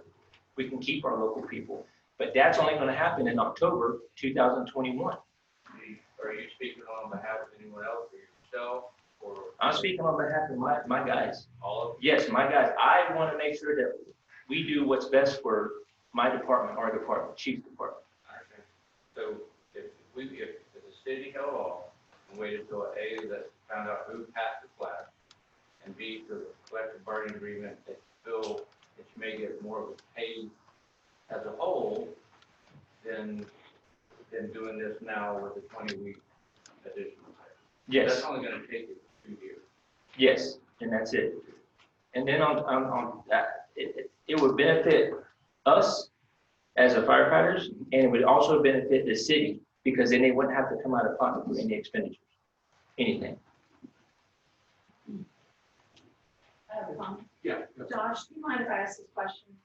Isn't it true that we don't have to wait for the collective bargaining agreement, that we could have, we asked that question of the county to do, an understanding for each individual firefighter, You can do an MOU. an MOU, a memo of understanding, right? Okay. But you understand that the county told us no, that they would not do that. Correct. Okay, right? So, I mean, so why? We would- also haven't sent any letters for impact bargaining as well. Okay, so why would we think that they would be interested in the collective bargaining agreement in October if they're not even interested in doing a memo of understanding?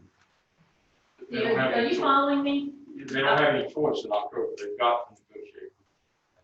I understand that, but the union for the county does not have to accept our firefighters coming over into They that don't have to bargaining. accept, but they have to negotiate. I thought each union negotiated, you had to negotiate for the city and you have to negotiate with the county. The county does not have to take our firefighters, right? As part of the, I guess they don't have to, but I mean, the union would say. Josh, Matt, do you agree with all of that, waiting until the collective bargaining agreement was just? I think waiting until at least you know who's gonna be a paramedic and who's not. I think that is, I mean, and you can do it, you can demand more things, and you can do that. But we don't even know who's gonna be paramedics. well, the only difference that would be in that situation would be the paramedics would still get paid more going to the county than if they were EMTs. Because if they didn't pass the paramedic exam, and we chose to go ahead and say, these EMTs can go ahead and go over, and it would still give them 2 more years to be paramedics. They're not, if you don't have a fire department, there's no other option for them. Does that, are you following me? Yeah. Okay. You know what I'm saying? So if we're gonna offer them, you know what I'm saying? The county's the one that decided they needed to be paramedics. I mean, we're Because of trying to, staffing. we wanted a fire agreement. And this is what I keep saying. We wanted a fire agreement. And the first initial meeting, they told us they would take 3 EMTs and 3 paramedics and 1 inspector. That's what they told us. And then they changed protocol, what, 4 months ago? Legally changed protocol for 3 months ago that you have to have all paramedics. So our guys know, right? Every one of you know that to work at the county, you have to be a paramedic, right? So my point is, I don't know that waiting until the collective bargaining agreement is going to make any difference at all. You know, and so that's why I want to make it whole and make sure that every single person that served the city has been taken care of and figure out what that's going to be. I said it from the beginning, we're probably going to take a hit the first year. It's not going to be a savings of $600,000.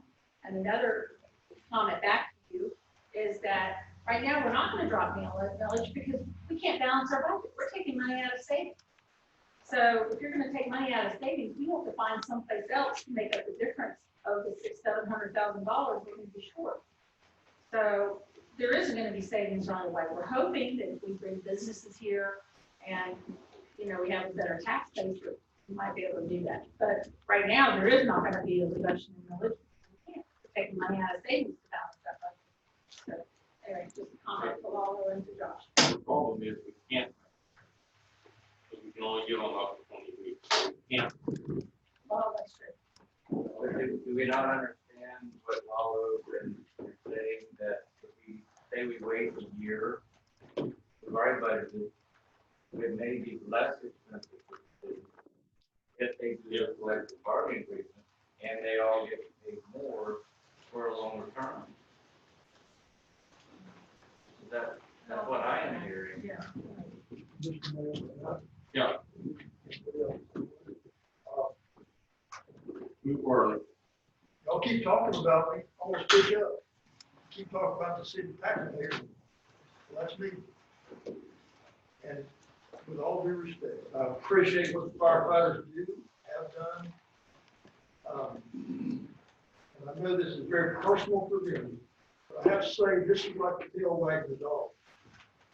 You got $600,000 to $700,000 every year from now on savings that you can lower taxes, you can beautify the park, you can do whatever you decide to do with it. You can balance the budget. Monica, first of all, I say I take my hat off, y'all, but every one of you, because you have negotiated with the county, you've been at this 15 months, you've come up with a good agreement. Now you've got to negotiate with the firefighters. Monica, what you're suggesting is very fair. It's done all over the world every day. In every business, in every community, they terminate positions. And you offer somebody a severance. And I think it's very fair, and I encourage you to keep working along this line. Thank you. Okay, I guess we need to decide who we want to do this. Are we not left with the firefighters? Oh, we got more? I'm just saying in general. Oh, you're making, okay. Well, I guess that's up to us now. We have a motion on the floor that was to offer 20 weeks to the those three that were going to lose money or going to have to go pay decrease. So we have a motion and a second for that. Mr. Mayor, I amend my motion at this point. You can make a motion to amend, I'd like to make a motion. or you can just withdraw that motion. You withdraw the second, withdraw the motion, okay. Mr. Mayor, I'd like to make a motion to, now my understanding is clear. I'd like to make a motion to approve severances for the 13 employees and up to the amount of the 20 weeks salary lump sum. And I'd like specifically or explicitly for the three, if they go over to compensate net loss of the salary. Second, we can't, okay, we have a motion, second, we can't do anything other than 20 weeks. Right, that's what you have, it's Okay. up to. So a severance, approved. severance for the 13 employees. So every employee is going to get 20 weeks. That's your motion. Negative. Okay. So I would like to extend a severance package to the 13 employees. I wanted to specify 20 weeks for the three net loss that are going to the county. So the others get. I guess that would be up to the staff to develop the severance package. I mean, that's 20 You weeks. want a lesser amount for the other. You want 20 weeks for everybody. 20 weeks for those three, and some type of severance package for the other 10. Which, that's what they deem as, what they should get. I'm not an HR person, I don't know how that rolls out, but with our intent of trying to make whole, I guess is the verbiage we're using, is that net loss. There's one of those three that were in the gray that had a net loss. We still haven't decided what we're going to do for the 10. We have a motion second to pay 20 weeks for the three, the loss, and some undetermined amount for the other 10.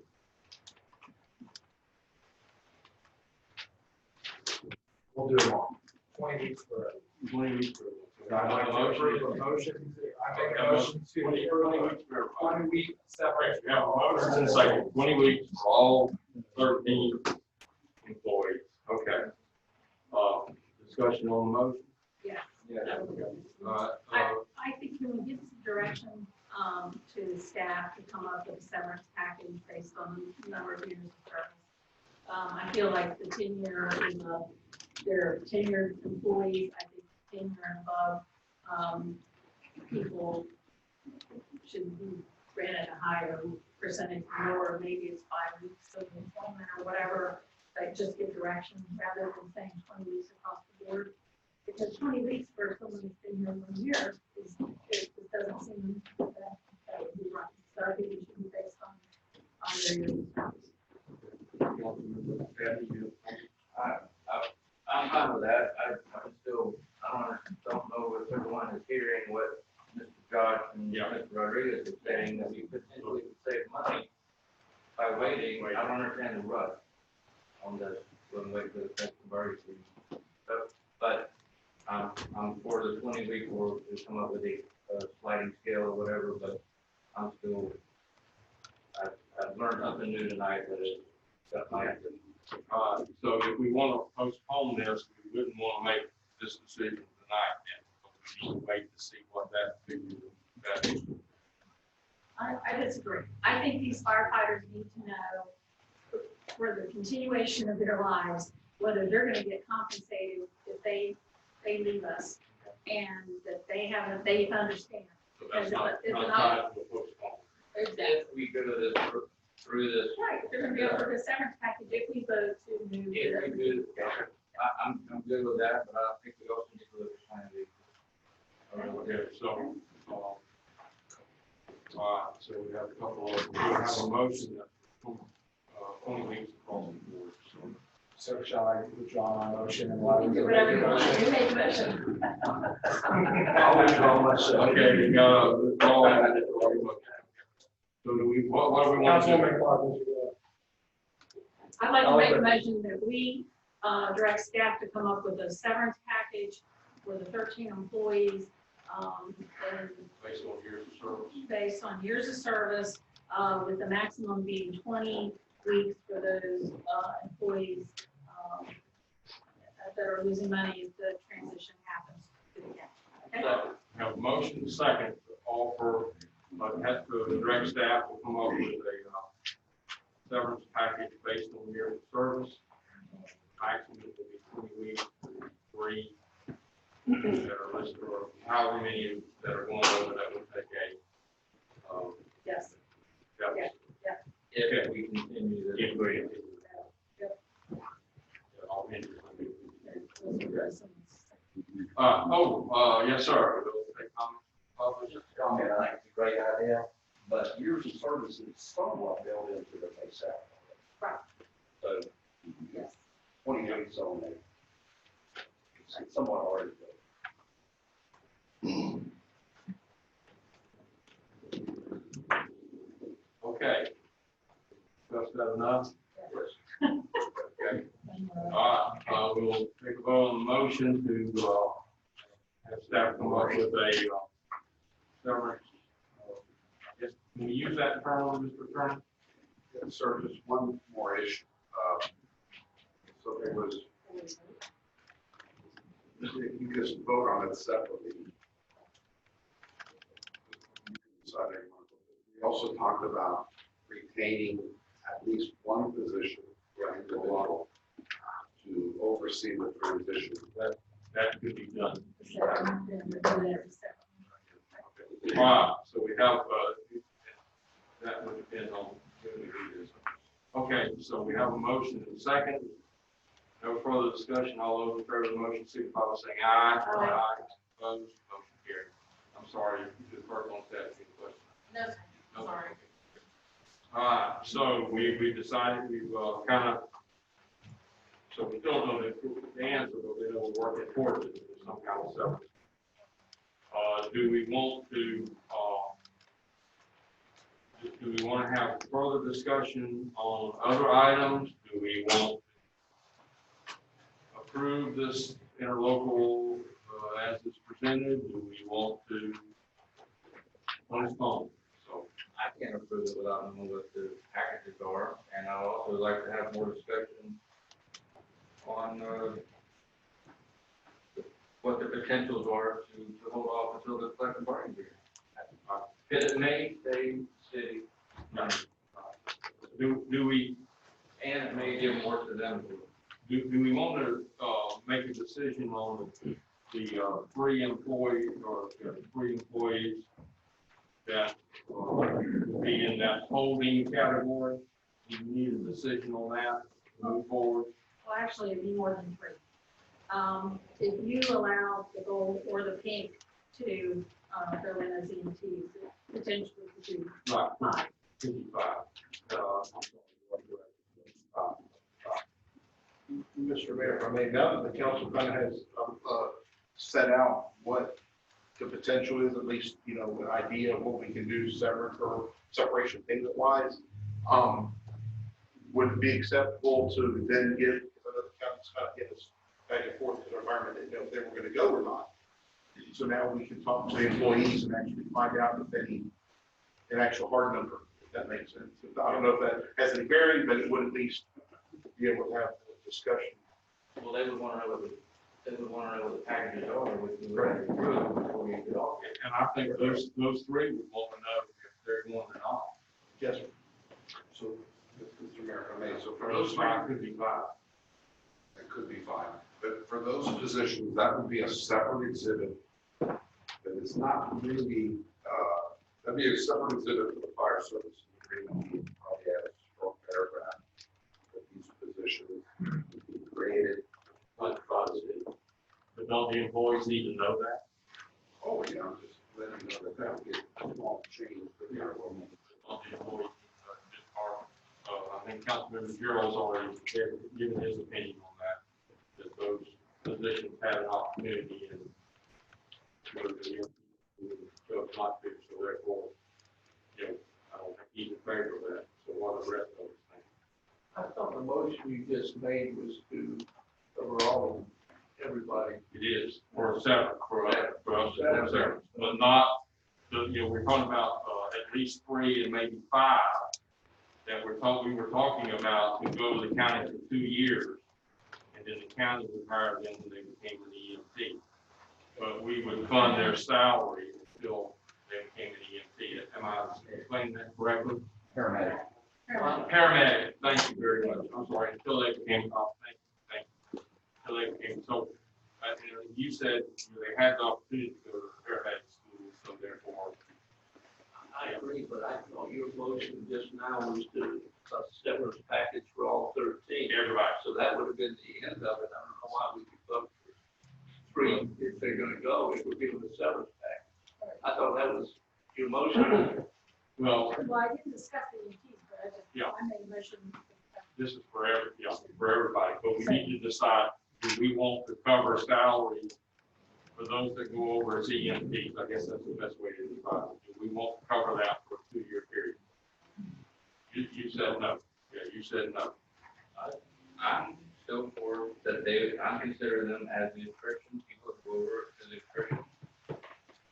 It may not be for the whole 2 years. Yeah, but we have to say.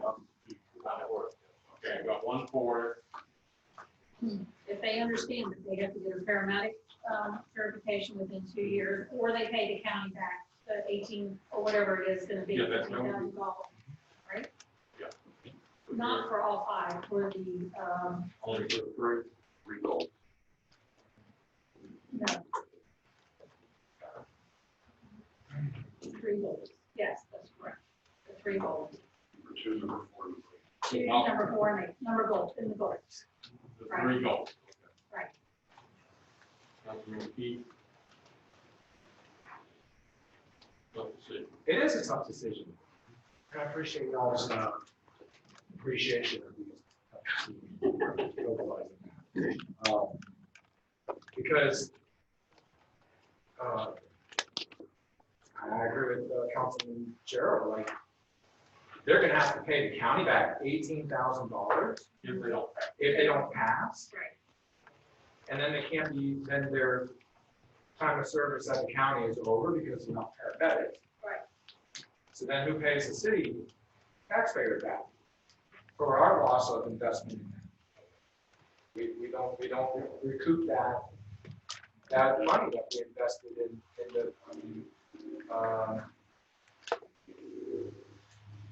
so I'm just not in favor of it. Okay, so we have two non-favorable, we have two in favor. Okay, I'm in favor. So we have consensus of 3 in favor of funding those. As of right now. As of right now. As of right now. Okay, so we made those, we've kind of given, so everybody kind of knows where we're headed there. Okay.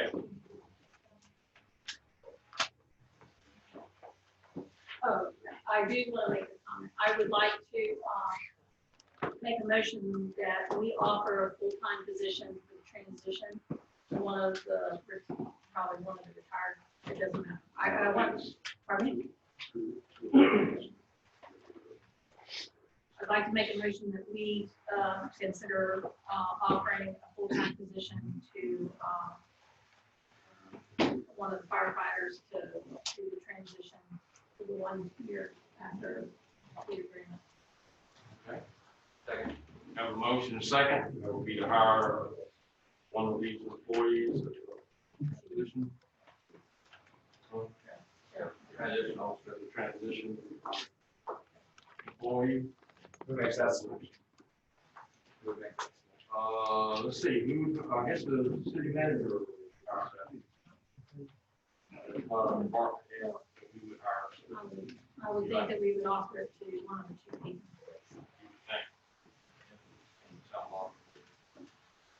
Okay, is there other discussion on that motion? All those in favor, signify by saying aye. Aye. Opposed? Motion carries. Motion carries. Okay, any other decisions we need to make there? I'd like to make a motion, we approve the local. Interlocal agreement. Second. Have a motion second to approve the interlocal agreement. Okay, With the modifications with the quarterly and are we still doing the effective date of April 1st? We have a modification, what we just, well, the consensus was to put 3 because that's not, areas. yeah, that's not the interlocal. But we do need to know an effective, we need to determine an effective date. Correct? Right. And I think that's all we need to learn. Yes, then see if the county will be okay with quarterly payments.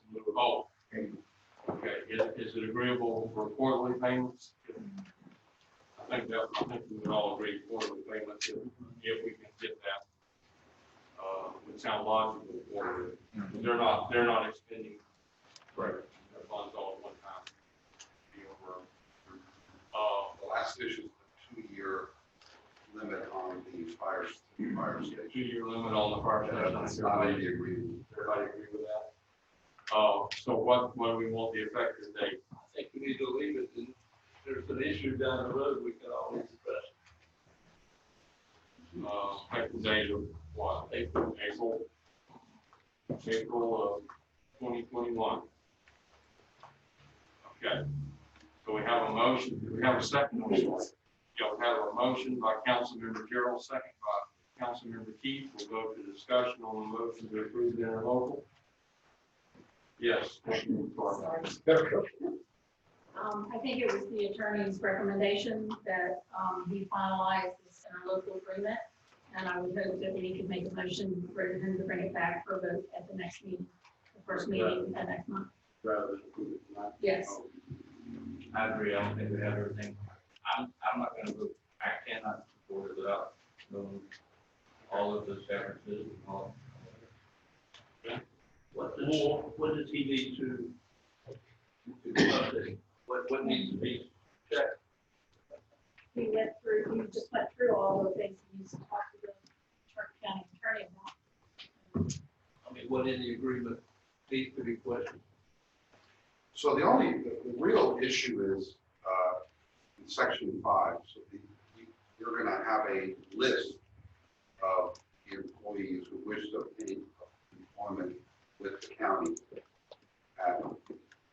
In that list, we would identify the initial, the starting rate of pay, and their job classification. We need, or Marco, somebody needs to talk to each staff person individually. You know, are you going through door A or door B? And then that we need to, because the county has reminded me that they need to know that information. With that information, we can create Exhibit A. You know, you have the option of agreeing in an agreement in substantial conformance with the one you have in front of you. But there are a few additional issues that need to be ironed out. You have either option. I think if we approve the agreement, then there's no question of what we're doing, and then you can intelligently talk to the fire. Other discussion? Okay, we'll vote on the motion. All those in favor signify by saying aye. Aye. All opposed, say no. No. The motion fails 3-2. So that puts us that I assume we will get this back as soon as the attorney completes. I can assure you, the attorney and I are together, it's a hot topic. Well, it's been a hot topic for 15 months, Mr. Administrator, and yet the chief has not had information he needs to facilitate his staff's decision-making process. In all fairness, we just gave most of that out tonight, so we can go back Right. with them with that same information. You anticipate you can have that for our next meeting? Yes. We anticipate we will have that. Yeah. Chief Smith, hearing what we just discussed and everything, is there any information that we didn't go over that there's a need to know, or any amplifying information that you need to be able to answer the administrator's question when it comes over? I don't believe so, but I can think of myself. I don't understand. The only part that kind of bothers me is that as a taxpayer, I mean, there's no really set on the assessment. And I'm glad the vote went down tonight because of that, because we don't know what the assessment is going to be. So I just was wondering, when is that going to happen so that you can have that number? How does that impact your staff's decision making, whether they're going to work at the county or As a take a taxpayer, severance and? Oh, okay. yeah, the first part of it. All right, we're finished with that topic, so we will move on to the next item on our agenda. I would like to, can I make a request for next agenda item regarding this now? Okay. We would have a discussion with Josh, if you wouldn't mind being here, Lalo as well. With what you told me tonight, will give me some interest on what, waiting for the collective bargaining agreement. Just have a discussion to see what that could possibly do. Would you both be here for that? Yes. I would like to make that an agenda I item. will be here. Have agenda item for discussion on reasons to postpone to the collective bargaining agreement. Don't you need to have that discussion with the county, Josh? I think we can cover that as part of the discussion with the interlocal agreement. I want to make that subject, however you want to do it, but I would like to. Yeah, we'll make sure we have that discussion. Thank you. Thank you. Okay. The next item on our agenda, we need to adopt a proposed resolution number 2020-14, extending the local health state of emergency due to the coronavirus to November 3rd, 2020. We have a motion to adopt resolution 2020-14. Motion by Councilman Abney, second by Councilman Clark. Mr. Attorney,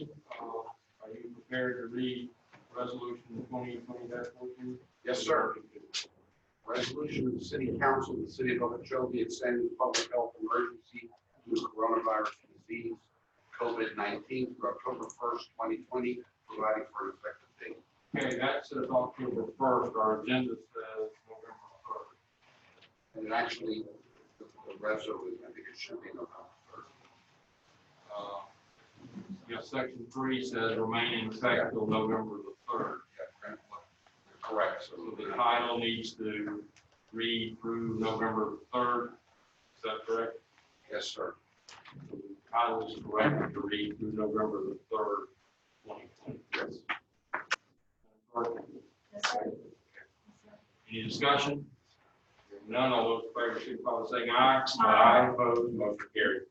The last item on the agenda is that item that was added, and you have that exhibit in your packet, presented to you tonight, discuss animal control services. So, city administrator, you want to take that, please? Yes, yes, sir. The current MOU that we have for the sunset, the one the sheriff's office has currently with the county that we kind of go through right now, and sunset's the end of this month.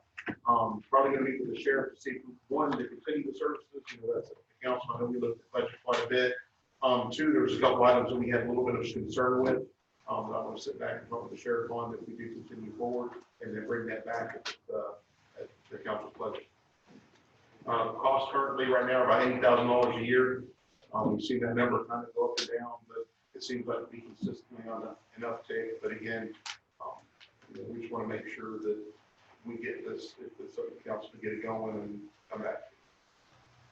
Otherwise, we would have to hire. It is not the service required by the state for us to continue to do. It's my understanding the county has said that this is, and I don't want to misquote it, this is funded from a non-habitable source, is what they do with MOUs. So our citizens will not, if the county has it under the agreement with them, with the sheriff's office under an MOU. So this would not extend to our city residents. So just the county would have it if we do not adopt it.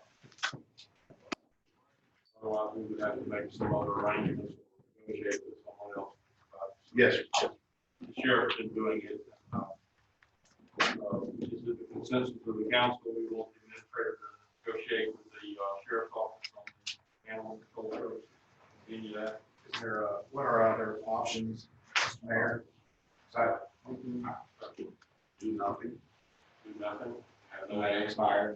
Have nothing. Establish a city animal control officer. Or option 3, negotiate an MOU with the sheriff.